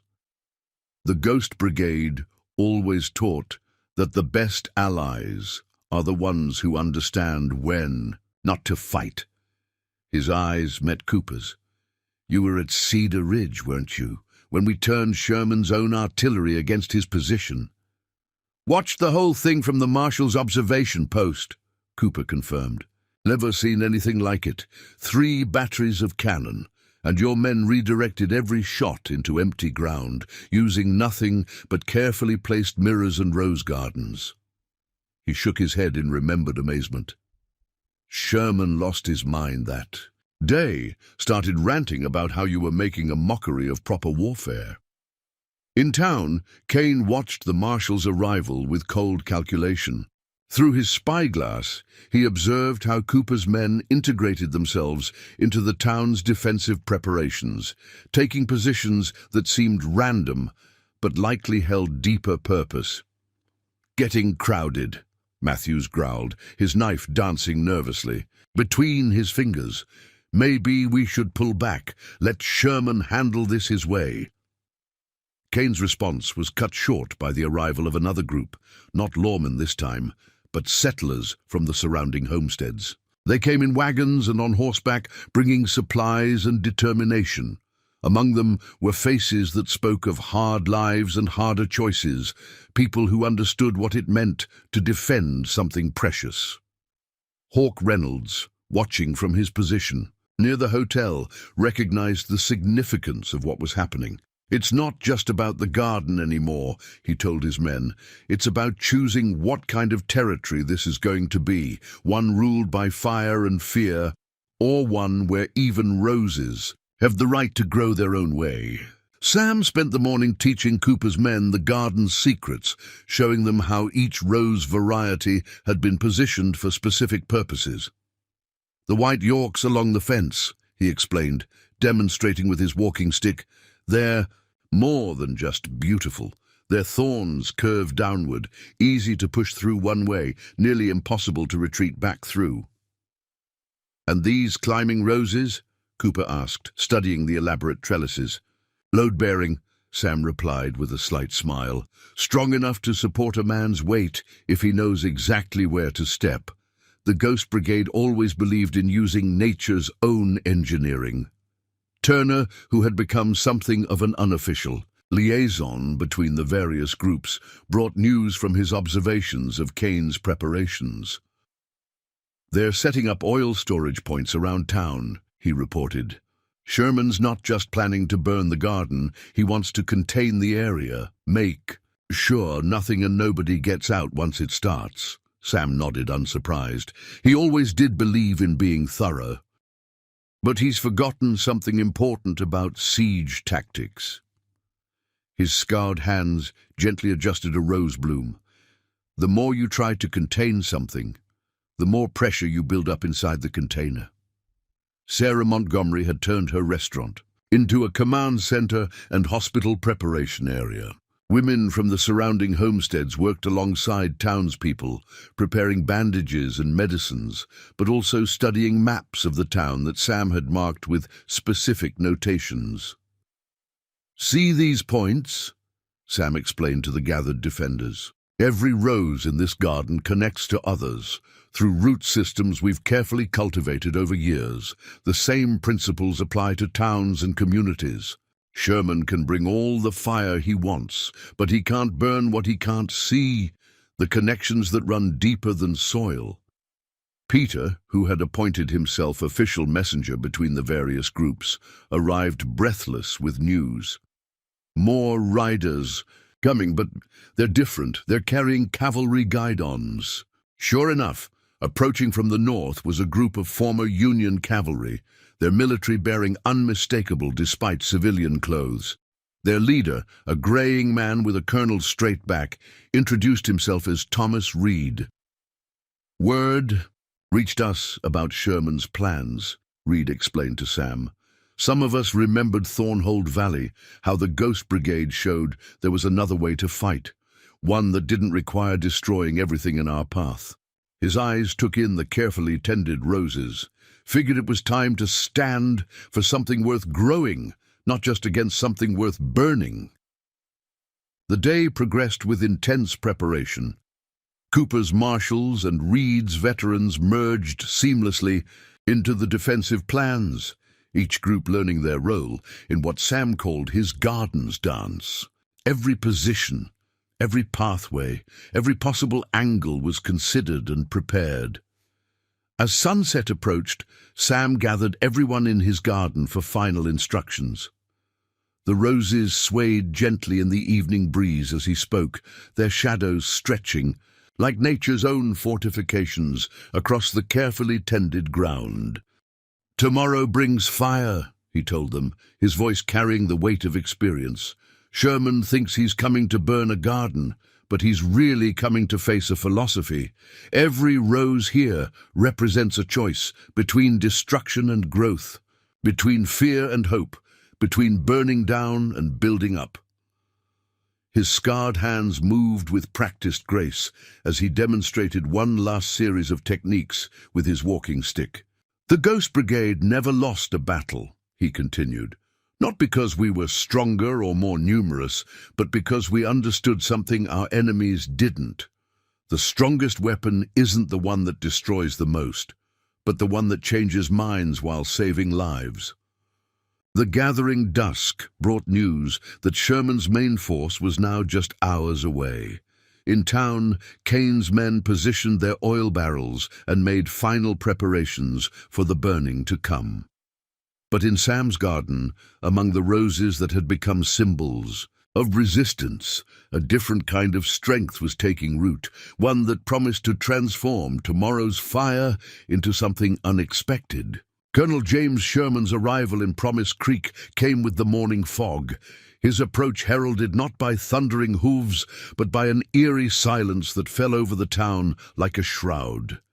He rode at the head of 30 men, each carrying specialized equipment for systematic destruction. His appearance had changed since the war, his once dark hair now steel-gray, his face weathered by years of calculated violence, but the cold intensity in his eyes remained unchanged. If this confrontation between old soldiers has gripped your heart, subscribe now, because tomorrow brings a twist that will leave you breathless. Sam stood in his garden, watching through the morning mist as Sherman's column advanced with military precision. The colonel's men moved like pieces on a chessboard, each taking predetermined positions around the town's perimeter. Their equipment spoke of careful planning, specialized incendiary devices, military-grade accelerants, and tools designed for maximum destruction. "Still hiding behind your roses, Ghost?" Sherman's voice carried across the distance, cold as winter frost. "Still pretending that beauty can stand against proper military might?" He sat straight in his saddle, every inch the commander he'd once been. His own hands, Sam noticed, bore burn scars, testament to his dedication to his chosen method of warfare. "Not hiding, James," Sam replied, his scarred hands steady on his walking stick. "Growing. There's a difference you never did understand." Around him, his roses stood like silent sentinels, their morning dew catching the light like tiny warning beacons. Sherman's laugh held no humor. "I understand more than you think. I understand that every pretty flower in this garden is another, one of your tricks, Every path a trap, every trellis a tactical position. His eyes swept the carefully tended grounds, just like Thornhold Valley, just like Cedar Ridge, making mockeries of proper warfare with your farmers' tactics and gardeners' tricks. In town, Kane watched the exchange through his spyglass, noting how Sherman's men had already begun establishing fire lanes, cleared paths designed to channel and control the coming blaze. Marshal Cooper's deputies and Colonel Reed's veterans maintained their positions, creating an invisible network of crossfire zones throughout Promise Creek. "Your garden's grown impressive," Sherman continued, dismounting with military precision. "But I've learned since our last encounter, that the surest way to defeat a ghost is to burn away everything it might hide behind." He gestured to his men, who began unpacking their specialized equipment. No more clever ambushes, no more tactical withdrawals. This time, we reduce everything to ash. Sam's response was to carefully tend to a nearby rose, his movements deliberate and measured. "You still don't see it, do you, James? All these years, all these burnings, and you've never understood what the Ghost Brigade was really about. Enlighten me then, before I burn your life's work to the ground." The brigade wasn't about winning battles. It was about changing how battles needed to be fought. Every rose in this garden isn't a weapon or a trap. It's a choice, a demonstration. That strength doesn't have to mean destruction. Sherman's face hardened. Poetic, but poetry burns just like everything else. He turned to his men. "Establish the perimeter. I want this done methodically, section by section, just like we planned. Show our gardener friend what real military precision looks like." Young Peter, watching from his observation post, saw how Sherman's men moved with practiced efficiency. They weren't common thugs like Kane's original crew. These were professionals who understood siege warfare and systematic destruction. Each carried specialized tools, portable flamethrowers, chemical accelerants, and devices designed to ensure nothing survived their attentions. "See how they're deploying?" Sam asked Turner, who stood ready nearby. "Sherman's learned from his past mistakes. No rushed attacks, no emotional charges. He's treating my garden like a military objective." His scarred hands moved to adjust. A rose bloom, the motion containing hidden meaning for those who knew to watch. But that's still his fundamental error, thinking this is a military problem to be solved. Sarah Montgomery, from her position in the restaurant, observed how Sherman's men had already begun establishing supply lines and fallback positions. This wasn't going to be a simple raid or show of force. It was going to be a carefully orchestrated destruction, planned with the same precision Sam had used to grow his garden. Hawk Reynolds, studying the deployment from his vantage point, recognized the tactical brilliance of Sherman's approach. "He's not just planning to burn it," he told his men quietly. "He's planning to make sure nothing can ever grow here again. Each team has specific objectives, overlapping fields of operation. They'll turn this whole area into a killing ground." Sherman stepped forward, his burn-scarred hands resting on a custom-made flamethrower. "I'll give you one chance, Ghost, for old time's sake. Surrender now, walk away from this garden, and I'll make it quick and clean. Resist, try any of your clever tricks, and I'll ensure that every living thing in Promise Creek learns the true meaning of scorched earth."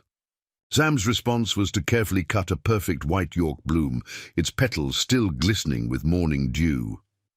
"You know, James, the most interesting thing about roses isn't their beauty or their thorns.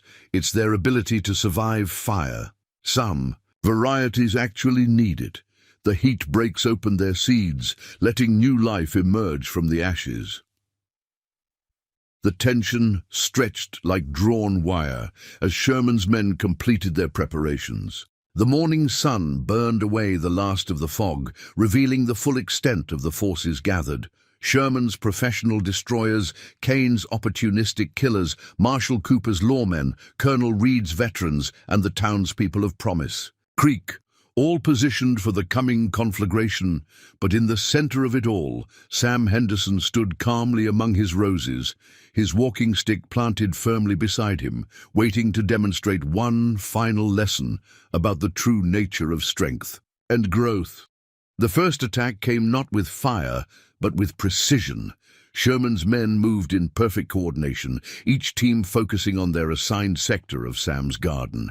Their specialized equipment hummed to life, portable flamethrowers designed to create controlled burn zones, chemical accelerants mixed to ensure nothing survived their attention. If this clash between fire and flowers has captured your imagination, subscribe now, because tomorrow reveals a secret that changes everything. "Begin with the outer perimeter," Sherman ordered, his voice carrying the same commanding tone that had once directed artillery barrages. "I want controlled burns, section by section. Show our gardener friend what real military efficiency looks like." Sam stood calmly among his roses, his scarred hands resting lightly on his walking stick. To casual observers, he appeared completely at ease, even as Sherman's men advanced with their implements of destruction. But those who knew what to watch for, Turner, Peter, Hawk, and the others he'd trained, saw how his positioning placed him at perfect angles to observe and respond to every approach. The first flamethrower ignited with a roar, its operator targeting the outer row of white Yorks. But instead of the quick conflagration they expected, the flames seemed to dance and divide, channeled by nearly invisible barriers Sam had spent years preparing. The fire followed paths he had designed, burning away surface growth but leaving the deeper root systems intact. "Interesting thing about roses," Sam commented, his voice carrying clearly despite the flames. "They've evolved to survive fire. Some varieties actually thrive on it." His walking stick moved in a subtle pattern, a signal to those watching from hidden positions throughout the garden. Sherman's eyes narrowed as he realized his first attack had failed to achieve the devastating effect he'd planned. "Adjust the mixture," he commanded. "Higher concentration of accelerant. I want nothing left but ash." But as his men moved to comply, they found themselves facing unexpected challenges. The ground beneath their feet, which had appeared solid, suddenly shifted treacherously. Sam's years of careful cultivation had created a network of soft spots and false surfaces. Equipment that should have been easily portable became entangled in seemingly delicate rose stems that proved surprisingly resistant to both cutting and burning. "You always did focus too much on the obvious threat, James," Sam observed, moving through his garden with fluid grace. "The Ghost Brigade's first principle, the battlefield itself, can be your strongest ally." As if to demonstrate several of Sherman's men found themselves struggling with roses that seemed to move with purposeful resistance, their thorns catching on equipment and clothing with tactical precision. Marshal Cooper's deputies and Colonel Reed's veterans watched in amazement as Sam's years of preparation revealed their true purpose. Every rosebush, every trellis, every seemingly decorative arrangement served to channel and control movement through the garden. Sherman's carefully planned attack began to lose coherence as his men found themselves forced to abandon heavy equipment that had become hopelessly entangled. "This is impossible," Sherman snarled, his burn-scarred hands clenching in fury. "They're just flowers." He raised his own flamethrower, targeting a massive American beauty that seemed to guard the heart of the garden. Sam's response was swift, but unexpected. His walking stick moved in a blur, striking not Sherman or his weapon, but a specific point in the garden's soil. Suddenly, a hidden irrigation system activated, sending carefully directed streams of water to critical points throughout the garden. The water didn't extinguish all the fires. Instead, it created steam and smoke that followed predetermined paths, obscuring sightlines and creating confusion among Sherman's forces. The Ghost Brigade taught us that victory often comes not from opposing force with force, Sam explained, his movements calm and deliberate despite the chaos around him, but from turning your enemy's strength against them. Every drop of accelerant your men spread makes the steam thicker, James. Every fire they start feeds the smoke screen. Turner, who had positioned himself according to Sam's earlier instructions, witnessed the full effect of the garden's defense. Sherman's men, trying to maintain their military precision, found themselves increasingly disoriented. Their carefully planned fire lanes became hazards as steam and smoke turned familiar paths into a confusing maze. "Fall back and regroup," Sherman commanded, his tactical experience recognizing that his first assault had been thoroughly countered. His men retreated to their initial positions, several nursing injuries from unexpectedly resilient thorns and, surprisingly, solid rose stems. As the smoke began to clear, the full extent of Sam's preparation became evident. The areas that appeared most damaged were actually the most strategically reinforced. Burnt surface growth revealed hidden metal supports and carefully engineered trellises that had protected the rose's vital root systems. "You see, James," Sam called out, his voice carrying clearly across the smoke-laden garden, "these past 10 years haven't been about hiding from violence. They've been about preparing to demonstrate a different kind of strength." His scarred hands moved with practiced ease as he tended to a seemingly damaged rose, revealing healthy growth beneath superficial char. "Every rose here is a lesson in the difference between destruction and transformation." Sherman stood rigid with fury, watching as his carefully planned attack dissolved into ineffectiveness. But his eyes held a dangerous calculation as he studied the garden's defenses. "Clever tricks and gardener's tactics," he spat. "But I've learned from Thornhold Valley, Ghost. This is just the beginning. By sunset, your precious garden will be nothing but ashes, and everyone who stood with you will learn the true cost of defying proper military force." Sam's response was to carefully cut another perfect bloom, untouched despite the surrounding chaos. "Perhaps," he said quietly. "But first you'll learn why the Ghost Brigade's greatest victories never required a single shot fired." Around him, his roses stood resilient against the morning light, their petals glistening with a mixture of dew and defensive water, ready for whatever came next. Sherman's response to his initial failure came with the cold calculation that had made him notorious. His men regrouped with military precision, but this time they weren't just targeting the garden. Teams of specialists began moving through Promise Creek itself, positioning charges and accelerants at strategic points throughout the town. If this tale of escalating stakes has gripped your heart, subscribe now, because tomorrow brings a moment that will take your breath away. "You've prepared?" "Well, Ghost," Sherman called out, his burn-scarred hands checking his specialized flamethrower. "But while you've been tending your roses, I've been learning new ways to break resistance. This isn't just about your garden anymore." His eyes held the gleam of calculated madness. "Every building that might shelter your allies, every home that could hide your supporters, it all burns unless you face me properly." Sam watched from his position among the roses as Sherman's true plan unfolded. Gaines' men were shepherding townspeople toward the center of Promise Creek, while Sherman's specialists continued their methodical placement of incendiary devices. "You see," Sherman continued, "I've studied every report of Ghost Brigade operations. You never could stand collateral damage, always trying to find the peaceful solution, always working to minimize casualties." His laugh held no humor. "Let's see how your clever garden tricks work when the entire town becomes our battlefield." Turner, who had maintained his position near Sarah's restaurant, saw the full scope of Sherman's strategy.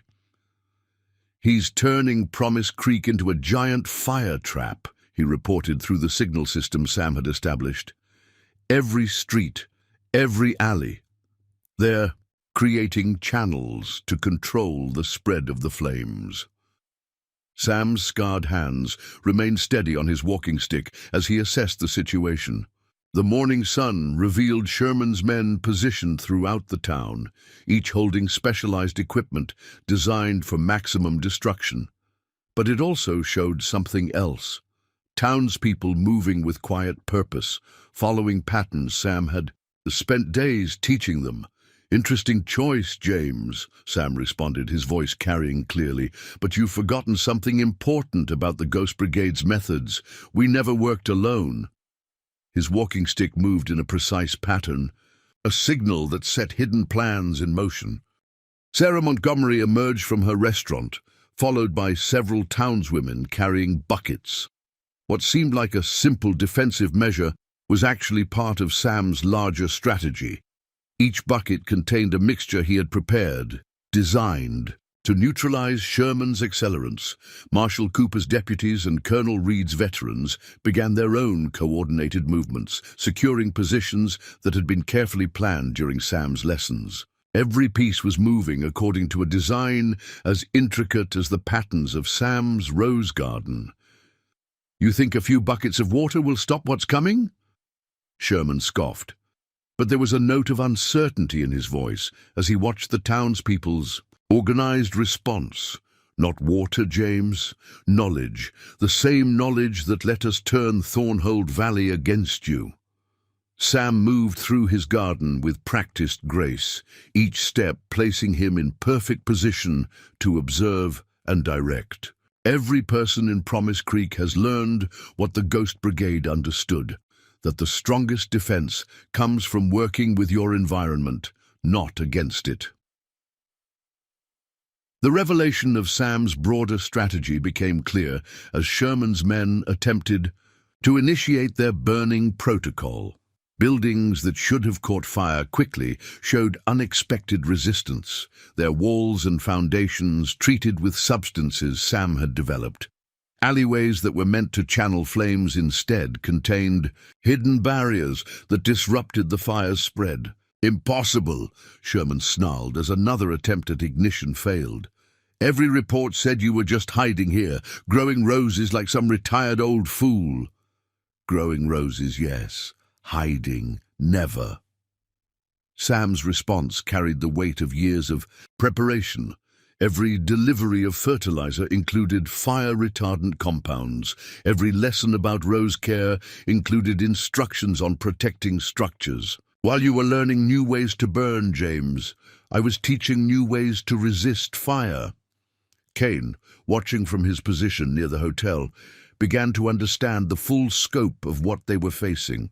"The whole town's been prepared," he said, quietly. "Every building, every street, he's turned all of Promise Creek into an extension of his garden." Sherman's face contorted with rage as his carefully planned strategy began to unravel. "Then we burn it all!" he roared. "Every building, every garden, every field for miles around. If we can't control the fire, we'll create an inferno so vast nothing will survive." But even as his men moved to implement this desperate plan, more of Sam's preparations were revealed. The townspeople continued their coordinated defense, using techniques he had carefully taught them over days of preparation. Every attempt to spread the fire was met with an organized response that seemed to flow as naturally as water. "You still don't understand, do you, James?" Sam's voice carried clearly through the chaos. "The Ghost Brigade's greatest strength wasn't in our tactics or our tools. It was in our ability to turn an entire community into a cohesive force." His scarred hands moved in another signal pattern. "These people aren't just defending their town. They're demonstrating what you never learned at Thornhold Valley, that true strength grows from the ground up, nurtured by everyone who shares its soil." The morning had become a complex dance of attack and defense, with Sherman's forces finding their every move, countered by preparations they hadn't detected. But as the conflict escalated, Sam could see the dangerous calculation in Sherman's eyes. The colonel's fury at being thwarted again was building towards something deadly. "If we can't burn it piece by piece," Sherman announced, his voice cold with determination, "then we'll create a fire so massive it will consume everything at once. Prepare the mining charges." He turned to Sam with a smile that held no warmth. "Let's see how your precious roses handle explosives that can crack mountain stone." The moment Sherman's men began placing their mining charges, Sam's garden seemed to come alive with purpose. Every path, every rose, every carefully positioned trellis revealed its true function in a coordinated defense that left even Hawk Reynolds speechless with admiration. If this demonstration of hidden strength has moved you, subscribe now, because tomorrow's conclusion will reveal the true power of mercy. "Now," Sam called quietly, his voice carrying to hidden allies throughout Promise Creek. His walking stick moved in precise patterns, signals that set the culmination of years of preparation into motion. Turner emerged from his position, leading a team that moved with the same fluid grace Sam had taught them among the roses. Sherman watched in growing confusion as his men's attempts to place explosives were systematically thwarted. Each charge they positioned would mysteriously disappear, only to be found later, carefully disarmed and placed in neat rows near the sheriff's office. "Impossible," Sherman muttered, his burn-scarred hands clenching on his weapon. "No one could coordinate a defense this precise without military communication systems." Sam's response was to gesture at his roses, where subtle movements in the blooms carried messages across the garden. The Ghost Brigade's second principle, James. Nature provides better communication than any human system if you learn to read it properly. The demonstration continued as Sherman's forces found themselves increasingly outmaneuvered. Hawk's men, who had seemed to be simple observers, revealed themselves as key parts of Sam's strategy. Each had been positioned to support the townspeople's defense, their military experience blending seamlessly with Sam's garden-based tactics. "Watch carefully," Sam instructed Peter, who stood ready with the other young people of Promise Creek. "This is what the Ghost Brigade really taught. Not just how to fight, but how to turn defense into a community's strength." The coordination was beautiful in its complexity. When Sherman's men tried to concentrate their forces, they found paths mysteriously blocked by roses that seemed to move of their own accord. Attempts to establish new firing positions were met with precisely aimed streams of water from Sam's irrigation system, each jet positioned to protect critical areas while conserving resources. "Your garden tricks won't save you forever," Sherman snarled, but there was uncertainty in his voice as he watched another team of his specialists retreat from thoroughly disarmed explosives. "Not tricks, James. Understanding." Sam moved through his garden with deliberate grace, each step placing him where he needed to be. "Every rose here is part of a larger system. Each thorn, each bloom, each root connects to others in ways you can't see but can surely feel." The true genius of Sam's preparation became clear as Sherman's men found themselves caught in what appeared to be a living maze. The roses seemed to respond to their movements, closing some paths while opening others, always directing them away from their objectives and into positions of disadvantage. Turner, who had learned these patterns over days of careful instruction, led his team in a series of coordinated movements that systematically dismantled Sherman's attempted encirclement. Each step had been practiced among the roses until it became natural as breathing. "The Ghost Brigade never needed overwhelming force," Sam explained, his scarred hands steady as he directed the defense. "We just needed everyone to understand their part in the larger pattern." Sarah Montgomery's restaurant had become a command center, where townspeople moved with purpose, each carrying out tasks Sam had carefully taught them. They weren't just defending their town, they were demonstrating a new way of thinking, about strength and community. Sherman's frustration peaked as another mining charge was expertly disabled and removed. "You've turned the whole town against me," he accused, his voice cracking with rage. "No, James. I showed them how to stand together." Sam's response was punctuated by the sight of Hawk Reynolds and his men smoothly integrating into the town's defense. Even your own specialists are beginning to understand. Indeed, several of Sherman's men were showing signs of hesitation, their military training allowing them to recognize the artistry in Sam's strategy, the precision of the defense, the way each element supported others, the complete absence of wasted motion or resource. It was a masterpiece of tactical planning disguised as a simple garden. "Look there," Sam pointed out to Peter, as another of Sherman's teams found themselves gently but firmly redirected away from their objective. No violence, no direct confrontation, just careful preparation and coordinated movement. The morning sun revealed the full scope of the defense as Sherman's forces were systematically contained and disarmed. Each explosion they planned was prevented. Each attempt at destruction was met with careful prevention rather than counterattack. "This is what you never understood about Thornhold Valley," Sam continued, his voice carrying clearly to everyone. "The Ghost Brigade's greatest victory wasn't in defeating you, it was in showing a better way to resolve conflict." Marshal Cooper, watching from his position, nodded in appreciation. "Never seen anything like it," he admitted to Colonel Reed. "A whole town turned into a defensive garden and not a shot fired."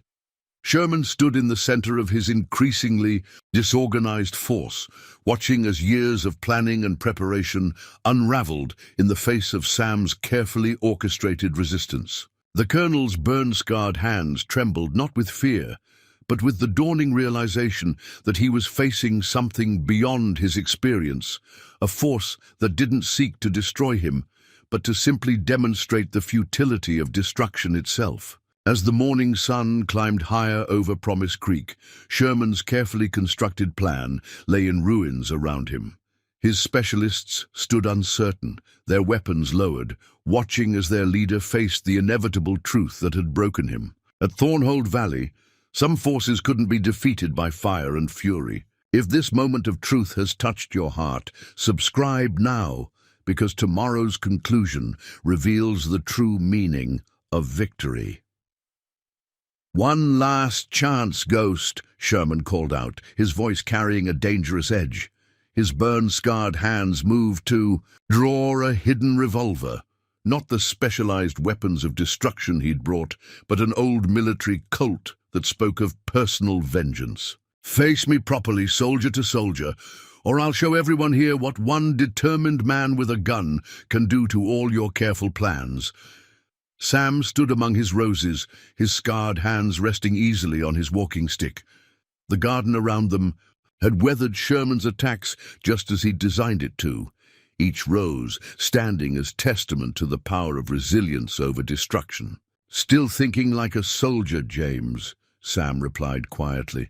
"Still believing that every problem needs a violent solution." His eyes tracked Sherman's movement, noting the telltale signs of a man approaching his breaking point. "But look around. What has all your fire and fury actually accomplished?" Sherman's gaze darted frantically between his disarmed men, the intact garden, and the townspeople who now stood ready at strategic points throughout Promise Creek. Even Kane's remaining men had begun backing away, recognizing the shift in power. "You've turned them all against me," Sherman snarled, his gun hand trembling. "Just like at Thornhold, just like Cedar Ridge, always hiding behind civilians, behind your clever tricks and garden walls. No one's against you, James. That's what you never understood." Sam's voice carried the weight of years of patience. "The Ghost Brigade didn't win by turning people against our enemies. We won by showing them a better way to resolve conflicts." Turner, who had positioned himself near Sherman's flank, recognized the familiar patterns in Sam's movement. The old veteran wasn't preparing to fight. He was creating opportunities for his opponent to choose a different path. "Better way." Sherman's laugh held an edge of hysteria. "I'll show you a better way." He swung his revolver toward Sarah's restaurant, where townspeople had gathered. But before his finger could tighten on the trigger, something extraordinary happened. Sam's walking stick moved with the fluid grace of decades of practice, not to strike or disarm, but to plant itself firmly in the ground between them. The motion carried such authority, such perfect certainty, that Sherman's finger froze on the trigger. "Look at your gun hand, James," Sam said softly. "Really look at it, those burn scars. You did that to yourself, didn't you? After Thornhold Valley, trying to understand fire's power by embracing its pain." Sherman's hand trembled more violently, the scars stark against his skin. "You don't know anything about it," he whispered, but there was uncertainty in his voice. "I know about searching for strength in the wrong places," Sam continued, his scarred hands steady on his walking stick. "I know about trying to burn away the past instead of letting it teach you how to grow." Around them, the garden seemed to hold its breath. Every rose, every path, every carefully positioned element of Sam's decade-long preparation waited to serve its purpose, but not as weapons, as witnesses to a different kind of victory. "Your men are watching, James. They've seen what real strength looks like today, not in destruction, but in a community standing together, not in fire, but in growth."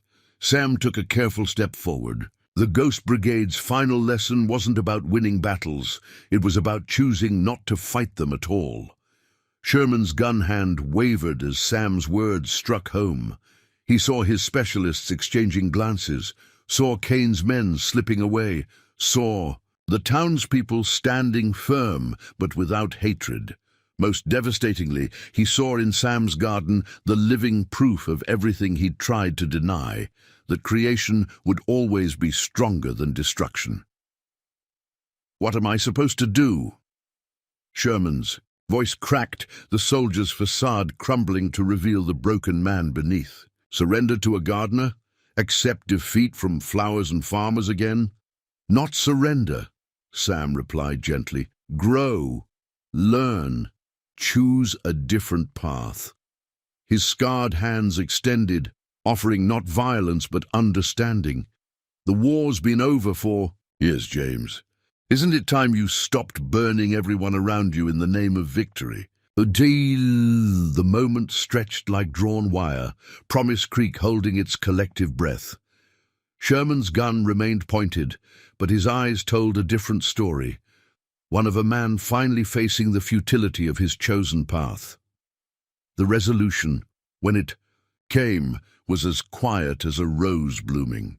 Sherman's gun hand lowered slowly, the weapon dropping to the ground with a finality that spoke louder than any explosion. His burn-scarred hands opened empty to the morning sun, and for the first time in years, the fire in his eyes dimmed to embers. "Show me," he whispered, his voice rough with emotion. "Show me how to grow something instead of burning it." Sam's response was to carefully cut a perfect white York bloom, offering it to his former enemy with the same gentle grace he'd shown in all his actions. "That's the real victory," he said softly. "Not in defeating your opponent, but in helping them find a better way to live." The days following Sherman's surrender brought changes to Promise Creek that few could have imagined. The morning after the confrontation, Sam found his garden had an unexpected visitor, Sherman himself, sitting quietly among the roses, his burn-scarred hands open in his lap, as if trying to learn a new way of touching the world. If this tale of transformation has moved your soul, subscribe now, because tomorrow's finale will show how one garden changed an entire territory. "You know," Sam said, settling beside his former enemy with 2 cups of coffee, "roses have a special way of healing soil that's been burned. They send roots deep, break up the scorched earth, let new life find its way back." His scarred hands offered 1 cup to Sherman, the gesture carrying years of unspoken understanding. Sherman accepted the coffee with hands that trembled slightly. "Like at Thornhold Valley," he said quietly. "I went back there years later, expected to find nothing but the ashes I'd left. Instead—" He paused, struggling with the memory. "Instead, I found gardens, bigger than before, stronger. Nature has a way of teaching us, if we're willing to learn." Sam began his morning routine, demonstrating the careful attention each rose required. The Ghost Brigade understood that victory isn't about who's left standing, it's about what grows from the battlefield afterward. In town, similar transformations were taking place. Kane's men had departed quietly in the night, leaving only Billy Turner behind. The young man had found something in Sam's garden that he'd been searching for all his life. Not power through fear, but strength through growth. "Teach me," Turner had asked that morning, his guns conspicuously absent from his hip. "Not just about roses, but about everything they represent." His eyes held the same hunger for knowledge that Sam had once seen in young soldiers seeking a better path. Sarah Montgomery's restaurant had become a gathering place for the unlikely allies, brought together by the conflict. Marshal Cooper's deputies shared coffee with Colonel Reed's veterans, while Sherman's former specialists engaged in quiet conversations with townspeople, all of them processing the lessons they'd witnessed. "Never seen anything like it," Cooper mused, watching Sam work with Sherman in the garden. A whole battle won without a shot fired, just careful preparation and patient teaching. Hawk Reynolds, who had chosen to remain in Promise Creek, nodded thoughtfully. "The Ghost Brigade's real legacy," he observed. "Not the battles they won, but the ways they found to avoid fighting them." Peter, who had appointed himself apprentice to both Sam's gardening and his philosophy, worked alongside Turner, learning the deeper meanings behind each rose variety. "The white Yorks," Sam explained to them both, "they're not just for beauty or defense. They remind us that strength can wear many faces, and the most powerful transformations often come from unexpected sources." Sherman's own transformation became a source of quiet amazement throughout Promise Creek. The man who had arrived bringing fire and destruction now spent his days learning the patient art of cultivation. His burn-scarred hands, once dedicated to destruction, slowly learned the gentle touch needed to tend new growth. "The hardest part," Sherman confessed one evening as he and Sam worked together in the garden, "is accepting that everything I thought made me strong was actually keeping me trapped in the past." Sam's response was to show him how to prune a rosebush, each cut deliberate and purposeful. "Strength isn't about what you can destroy, James. It's about what you choose to nurture." The Ghost Brigade taught us that the greatest victories are the ones that leave both sides stronger. The garden itself seemed to flourish in the aftermath of the conflict. Roses that had weathered Sherman's attacks bloomed more vigorously than ever, their colors deeper, their fragrance richer. Sam explained to his growing number of students how roses often grow stronger after facing adversity, drawing deeper lessons about resilience and adaptation. "Each rose here tells a story," he would say, guiding Sherman's hands in the proper technique for grafting new growth onto established plants. Not just about survival, but about transformation, about finding beauty in the aftermath of conflict. Promise Creek itself was changing, influenced by the lessons demonstrated in Sam's garden. The town became known not just as a place that had resisted destruction, but as a community that had learned to thrive through unity and understanding. People began traveling from throughout the territory to learn from the gardener who had turned the potential destruction into an opportunity for growth. Sarah Montgomery, recording these events in the Town Chronicle, wrote, "The day Sherman came to burn our town, we learned that the strongest walls aren't built of stone or defended with guns, but grown carefully over time, rooted in trust and understanding." As autumn approached, bringing the first hint of cool nights to Promise Creek, Sam's garden hosted a gathering that would have seemed impossible months earlier. Sherman, his burn scars fading but still visible, demonstrated to a group of fascinated children how to properly prepare soil for new plantings. Turner, now the town's deputy, helped maintain the garden's defensive features while teaching others about the dual nature of strength. "You see," Sam explained to his assembled students, his scarred hands working in harmony with Sherman's as they tended the roses together. "The Ghost Brigade's greatest victory wasn't in any battle we fought. It was in showing that true strength grows from understanding your enemy's pain and helping them find a better way to heal." Years passed, and Sam Henderson's garden became more than just a local legend. Travelers crossing the territory would detour for miles just to visit Promise Creek, where an old veteran had turned a simple rose garden into a living lesson about the true nature of strength. But the garden's real legacy grew far beyond its blooms.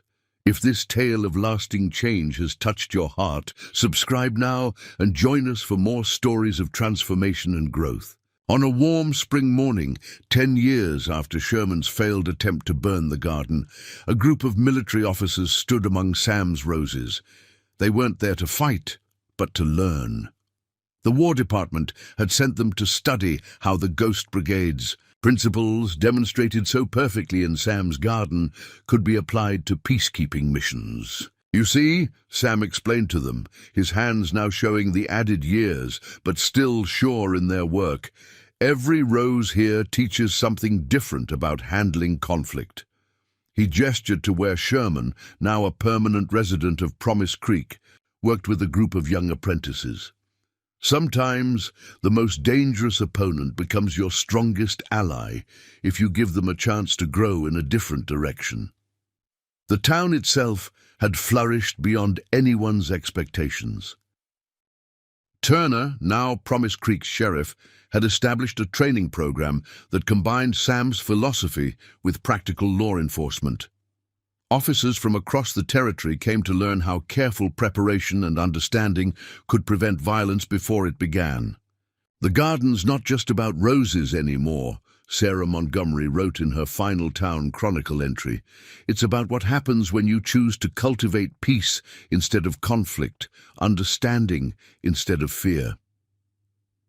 Peter, no longer the curious boy, but a respected teacher himself, had started a school where Sam's principles were taught alongside traditional subjects. "Every problem," he would tell his students, "can be approached like tending a garden. You need patience, understanding, and the wisdom to know when to prune and when to let grow." The white Yorks that had once served as the garden's first line of defense now marked the boundaries of a much larger project.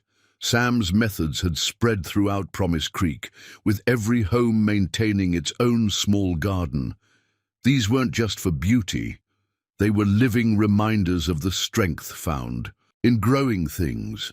The Ghost Brigade's final lesson, Sam often said to visitors, wasn't about military tactics or garden design. It was about transforming battlefields into gardens, enemies into friends, and destruction into growth. Sherman's transformation remained perhaps the most powerful testament to the garden's influence. The man who had once commanded armies and sought to burn away resistance now spent his days teaching others about renewal and regeneration. His burn-scarred hands, once instruments of destruction, had become known for their gentle skill with the most delicate blooms. "I used to think strength meant having the power to destroy," Sherman would tell those who asked about his change. "Now I understand it's about having the courage to nurture something back to life." Hawk Reynolds, who had made Promise Creek his home, established a veterans program in Sam's garden. Former soldiers from both sides of past conflicts found healing among the roses, learning to redirect their military precision toward cultivation rather than destruction. "Each rose has its own story," Sam would explain during these sessions, his scarred hands demonstrating the proper care of a struggling plant. Just like each soldier, the key isn't to forget the past, but to let it teach you how to build a better future. The garden's influence spread in unexpected ways. Other towns began establishing their own gardens, modeled on Sam's principles. The territory's governor, impressed by Promise Creek's transformation, implemented programs based on the Ghost Brigade's methods of conflict resolution through community building. On quiet evenings, Sam would often sit on his porch, watching the sunset paint his roses in shades of gold. He'd see Turner teaching young deputies about observation and prevention, Sherman guiding veterans through their healing process, and Peter inspiring a new generation with lessons learned from the garden. "You know," he told Sarah one evening, as they shared coffee and watched the town's activity, "when I first started this garden, I thought I was just finding my own way to heal from the war. Never imagined it would grow into something that could heal so many others."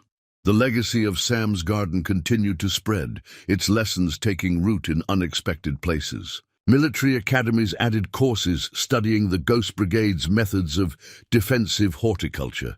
Law enforcement agencies adopted training programs based on Promise Creek's model of preventive peacekeeping. But perhaps the garden's most profound impact was on the everyday lives it touched. Children who grew up learning Sam's lessons carried them forward into their own communities. The philosophy of turning potential battlegrounds into gardens of growth spread like seeds on the wind, taking root wherever people sought a better way to handle conflict. "Remember," Sam would say to each new group of students, his voice carrying the weight of experience and the lightness of hope, "a garden isn't just about what you grow, it's about what you become while growing it." And so the legend of the veteran who turned a rose garden into a school of peace continued to flourish, proving that some battles are best won not with bullets or fire, but with patience, understanding, and the willingness to help even your enemies find a better way to grow. Up next, you've got two more standout stories right on your screen. If this one hit the mark, you won't want to pass these up. Just click and check them out, and don't forget to subscribe and turn on the notification bell so you don't miss any upload from us.